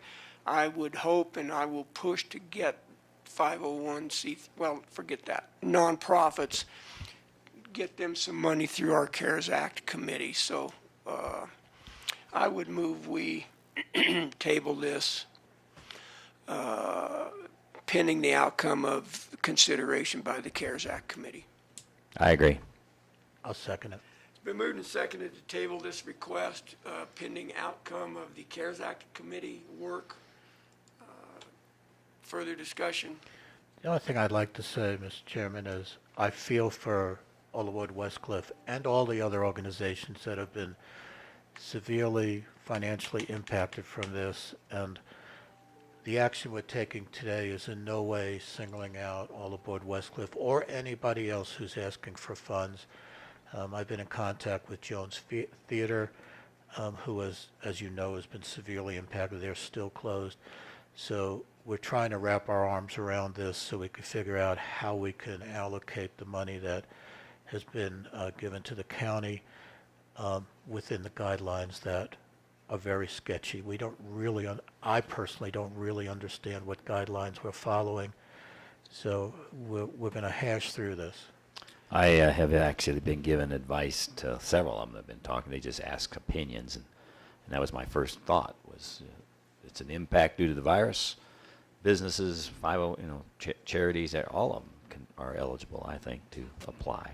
Well, and that may be Something true. that needs to be discussed. But Christy Dune has specifically said, when asked, are 501, let me rephrase that, nonprofits, because there's many kinds of nonprofits, are they included? And her answer, if I remember correctly, unless she knows something I don't, was, we don't really know, submit it, and let's see what happens. That's right. That was my point. So the other, we're still in discussion of the motion to table. So the other insight I guess I would have is that if we go to the CARES Act committee and request funding for lost revenues, I think we're going to be shot out of the saddle. Clearly, this CARES Act money is on a reimbursable basis, so it may end up back on our table to spend the money to help them out, and then we request reimbursement for the money that we spent on a nonprofit. I just don't think the nonprofits are going to have a leg to stand on unless they show us, the committee, receipted expenses that falls between March 1 and December 31. So I just want to throw that out. Maybe the committee says, no, You got to go back and I truly believe this, if somebody has not spent the money, we're not going to get reimbursed for it. Doesn't matter what the cause is. That's my opinion. I think that's one of the very clear mandates on this money that we have, is that, and we've made the decision that you'll keep your own records, but there must be records to verify that how you have been negatively impacted, not loss of revenue. You know, you can't say last year during this period, 1,000 people came through my door and they gave us each $1. That's not a lost revenue. I mean, it is a lost revenue, but you can't quantify it because we don't know. No, if the commissioner, the Board of County Commissioners decides to give them $1,000, then we can go to the committee and say, we've incurred this expense because of coronavirus. Then that decision will have to be made at another I agree level. with exactly what you just said. Now, to that being said, if any nonprofit comes to the CARES Act committee and says, we have receipts for dollars that we've expended directly related to COVID, that is what we want and need to come to that committee. So I just think we're talking about a couple of different things here, and I'm convinced that lost revenue is not going to be eligible under the CARES Act. But the county is not just shutting the door on helping our community. Correct. That's what we're trying to say. Correct. Further discussion? Public comment? Hearing none, we'll proceed to vote on the motion, which is to table all aboard Westcliff request for financial assistance pending work handled at the CARES Act committee level. All in favor say aye. Commissioner Kanda? Aye. Mr. Prince? Aye. Mr. Flower votes aye. Motion carries. This item has been tabled. I will reach out to Mr. Genovese and let him know what action we took today. The next item of business is consideration of finalizing the OEM interview schedule. We had agreed that we would review those applications. That application process closed July 27th. So Chair would entertain some discussion pertaining to this item. Go ahead, sir. Sorry. thank you. I was Mr. Chairman, I spent quite a while with the eligible candidates because we had at least one I know that came in after the deadline. May I interrupt, sir? You said you spent time with the candidates? I Or do you mean the apologize. Candidate applications? list. That's why I wanted to stop you. Yeah. Thank you for clearing me. With the documentation they submitted for the position of Office of Emergency Manager Director, I spoke to no candidate directly in any way, form, or fashion. So thank you for correcting that. Sorry for the interruption. No. I really appreciate it. I have to say right off the bat, first of all, I reviewed 8 different candidate submissions. There was at least one that came in late. I just discounted that immediately because I felt if you didn't meet the requirements, you didn't meet the requirements. I have to say, we received, in my personal opinion, outstanding candidates for this position. And when we finally come down to the ultimate decision on who we decide for this, we're going to leave some very qualified people without the position. So this is not going to be easy at all. I feel comfortable with personal interviews for 5 of the 8. There were specific reasons I'm not going to go into on why the 3 that I felt personally I didn't feel comfortable needing to interview, but I think the other 5 are excellent candidates in their own right. Some were stronger than others, but I felt they all deserved, the 5 that I came up with deserved an opportunity to meet us, and we have an opportunity to speak with them. I got a couple comments too. Go ahead. I agree. In the past, we've had good candidates for most of our jobs, and some of them with a lot of candidates, and we have been successfully reviewing those ahead of time and ranking them in our minds based on what we see each individual, and then interfolding that with each other's, I think we have the ability to winnow it down to 5. That's a good day's worth of interviews. We may or may not agree on who's the bottom, and that's why that's important to have that discussion. And if we all agree and we concur on that, I think we can get it down to 3. I haven't had a chance to look at all of them yet, but I like the process, and I think we can be ready. Our objective is what? It's to try to get the interviews, candidates notified and in here for I think we probably ought to go ahead and pick a date Yeah. in the near future for interviews, and maybe have if it's appropriate, an executive session to determine of the 8 candidates that 5. that turned them in, who we would invite to this interview, so that we have a date certain that we can start working on. At least one or us. Let me rephrase that. Not every candidate is from Custer County, so we would need to give some deference to them being able to travel if necessary, that type of thing, if we chose to interview. So my suggestion, Mr. Chairman, is let's pick a day for interviews, and let's have if it's appropriate, an executive session to determine how many or who of the 8 we'll invite to that interview process. Okay, I'm prone to introduce a motion here that we interview the top 5 candidates after being vetted. We were asked to do that. You did not do that yet, correct, No, sir? I'm going to finish that up So, this evening. I'm going to move that we interview 5 candidates, and those being the top 5 ranked candidates after the applications have been vetted by the commissioners. I'll second that. It's been moved and seconded to interview the top 5 candidates based on their applications, after they have been vetted by all 3 county commissioners. I'd like to discussion, sorry. I almost rambled there for a minute. I'd like to deal with It's this my job, motion. not and- yours. I'd like to deal with this motion and then decide about the date. Is that fair enough? We Sure. can do those, we can Sure. do them all in one, but, Sure. so further discussion about the motion Can I ask how you plan to do the vetting process? through their applications. Well, I understand, but you're going to be making a decision as a board, so that's what It's an I'm, executive session or well, but you're. Well, Points well taken. Can we make the decision on who the 5 will be in an executive session? we, Is that where?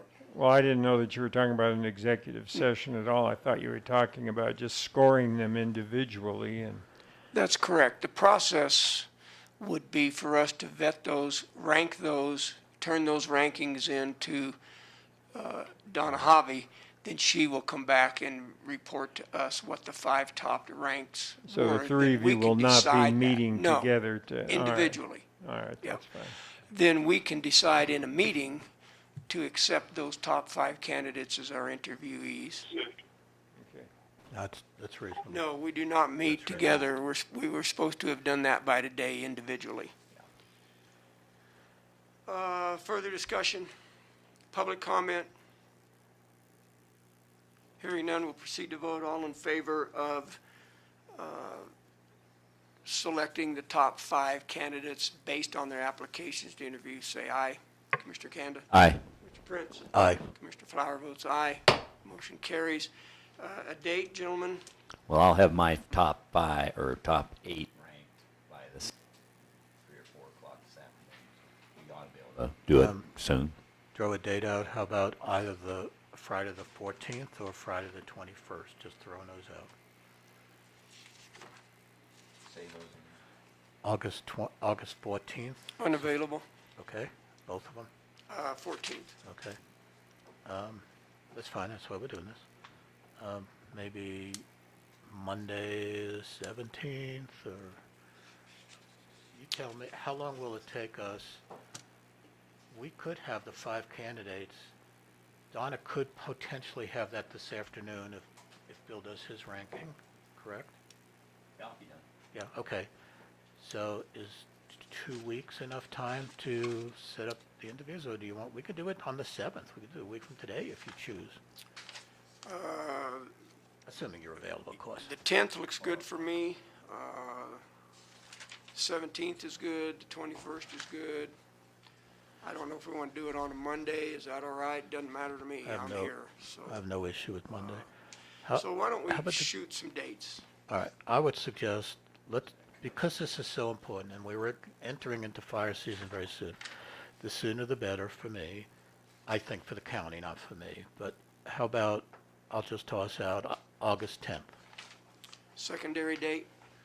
I'll throw out August 13th. Perfect. What is that Thursday. date going to do? We're going to have We're going to have interviews. the interviews. Now, you're talking about That's the interview date. Right. And then the third date, 17th, okay. just throwing it out. So August 10, 13, and 17. I don't have a problem with any. Okay. So,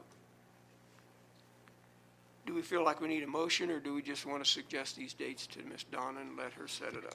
Yeah, let's let her take a look and see if the interviews can be set up on that earliest date. The earlier the better, but she may not be able to do it. Your microphone's crummy. Hello. I'm assuming the intent here is to interview all 5 candidates in one day. That's my intent. That would be my intention, however, recognizing that I believe all of these folks are currently employed, if I remember correctly. If there becomes an anomaly where one says, I just possibly cannot do it on that day, can I have an alternate? I would not be opposed to picking an alternate day for one candidate or 2 candidates if necessary. I don't feel we should be that strict because they're all employed. Yeah, I agree. I would be, I'll make sure I'm available on those 3 days. If we have to do any or all on a different date, that's fine with me. I agree with that, sir. Okay. The only other possible impact of this discussion is the fact that our mid-month BOCC meeting is August the 12th. So if we get the interviews done on the 10th, we're probably great. If we don't, then we're going to be looking at the end of the month unless we call for a special meeting, which I wouldn't be opposed to make a selection and offer a contract. I'd be in favor of a special meeting if we needed to for the one item of selecting a person. I would agree with that. Yeah, that probably won't happen, but let's see.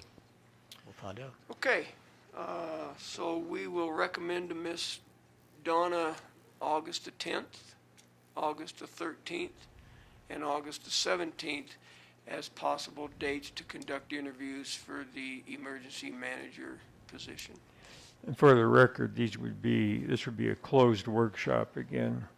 Correct. Once we decide what date she Correct. recommends, then we'll schedule that as a closed workshop. There's been some angst about closed workshops versus open workshops.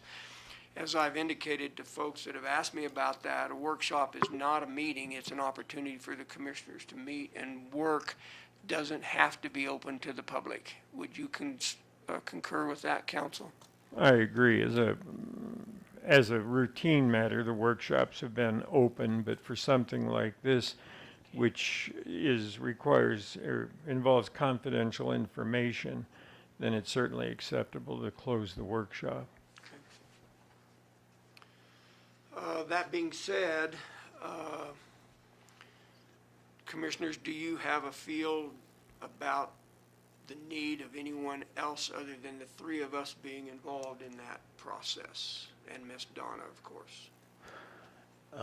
Mr. Chairman, I got an email from a gentleman who wanted to be part of this. Although I feel this is our decision, and I really would like the 3 of us, I feel it's appropriate for the 3 of us to make this decision. Right. I agree with that. This microphone's not working. However, we have had in the past the state district representative on board to listen as well, and that Christy Coleman, I think, is who it is. We certainly can sit in and listen and give us. It's not a voting member, of course, but can give us advice or thoughts on Yeah, she's a South Region Director for Department of Homeland Security. I agree. I would like to request that both Christy Coleman and Alex Anderson be invited to participate in the interview process. As long as Alex isn't applying for it, which I believe he's not. Give me one moment, please. I want to go back to the email that I received. I forgot what his qualifications. He said why he should be here. But regardless, I think we're doing it right. Are you comfortable I'm comfortable. telling us his name, your individual, or no? Well, I'm trying to remember. He's a VSO person. I don't have a problem as soon as I find it, but I'm not finding it. Yeah, I don't know where it is. Well, then I would move that we invite Christy Coleman and Alex Anderson to participate in the interview process I would agree with that. As non-voting members. as non-voting members, correct? Is there a second? Second. It's been moved and seconded to invite Christy Coleman and Alex Anderson to participate in the interview process for the EM as non-voting members. Discussion? Public comment? Hearing none, we'll proceed to vote. Commissioner Kanda? Aye. Commissioner Prince? Aye. Mr. Flower votes aye. Motion carries. Ms. Kara, would you make a note of that, please, that once we get a date, then we will reach out. We may reach out to those two and say these are the potential dates, but it's probably an extra step. So maybe once Donna confirms a date, then we can reach out to those individuals. Is there any further business to come before the group that you're aware Business of? I have is I would like to commend us all for getting this done timely. You know, big schedule. Yeah. We dodged a few bullets on the agenda, so that helped for sure. Anything else come before the group? I have nothing, sir. Council? No, sir. There was one other thing I wanted to.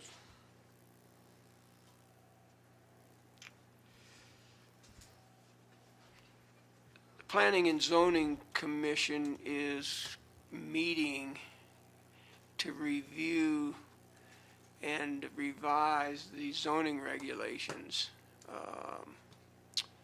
I believe they're meeting Monday.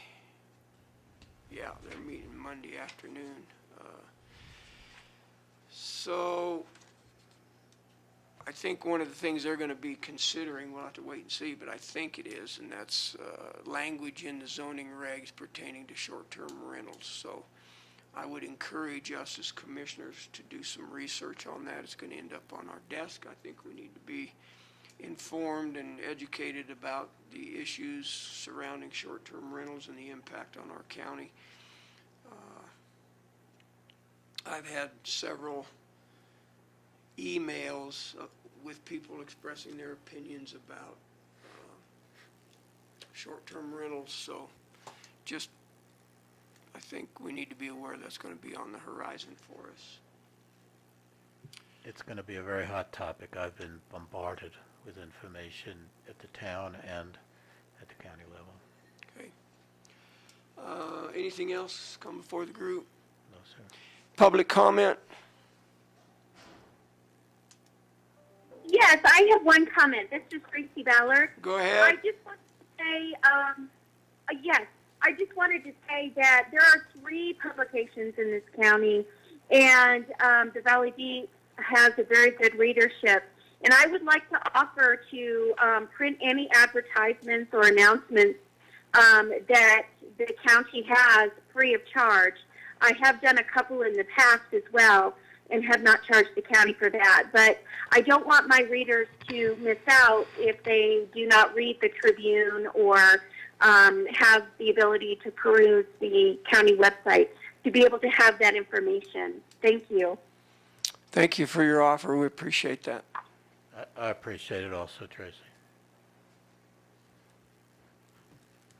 You bet. Further public comment? I move we adjourn. Hi, this is Ron Bettner. Sorry, I didn't push my unmute button fast enough there, Commissioner And I Kanda. remove the move. Yeah. Chair will allow it. Go ahead, Mr. Beckner.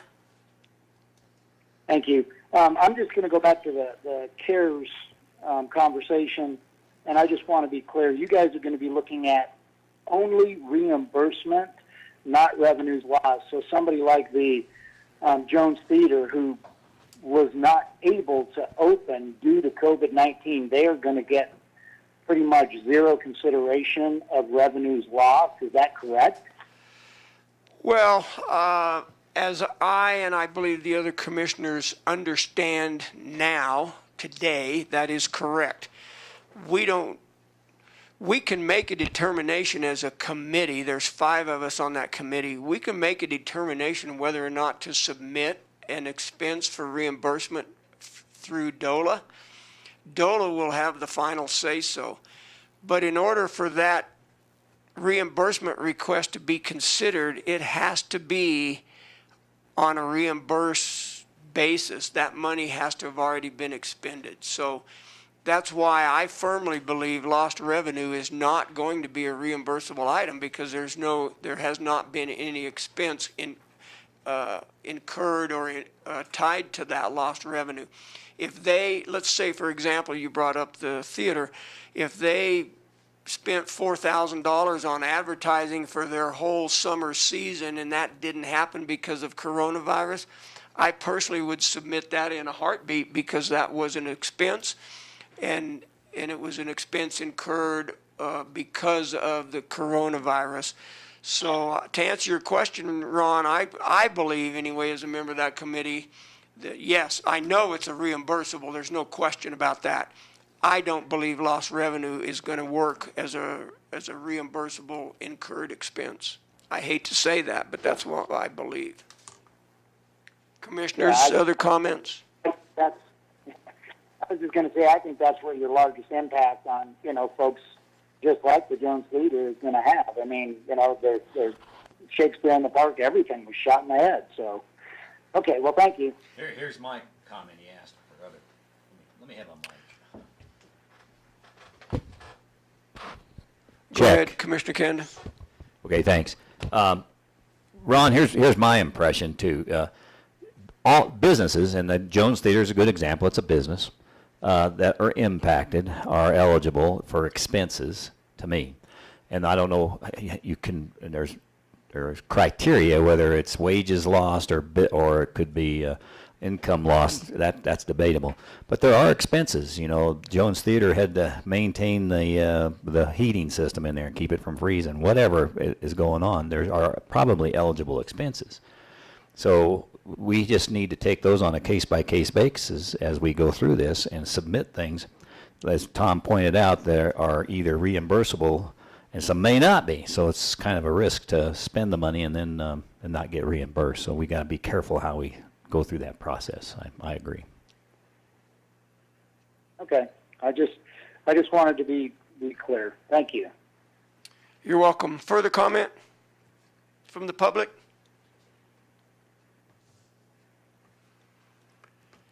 Hearing not. Okay, I'll move we adjourn. Is there a second? I'll second. It's been moved and seconded to adjourn. All in favor say aye. Aye. Aye. Aye. Opposed nay. Motion carries. Meeting is adjourned.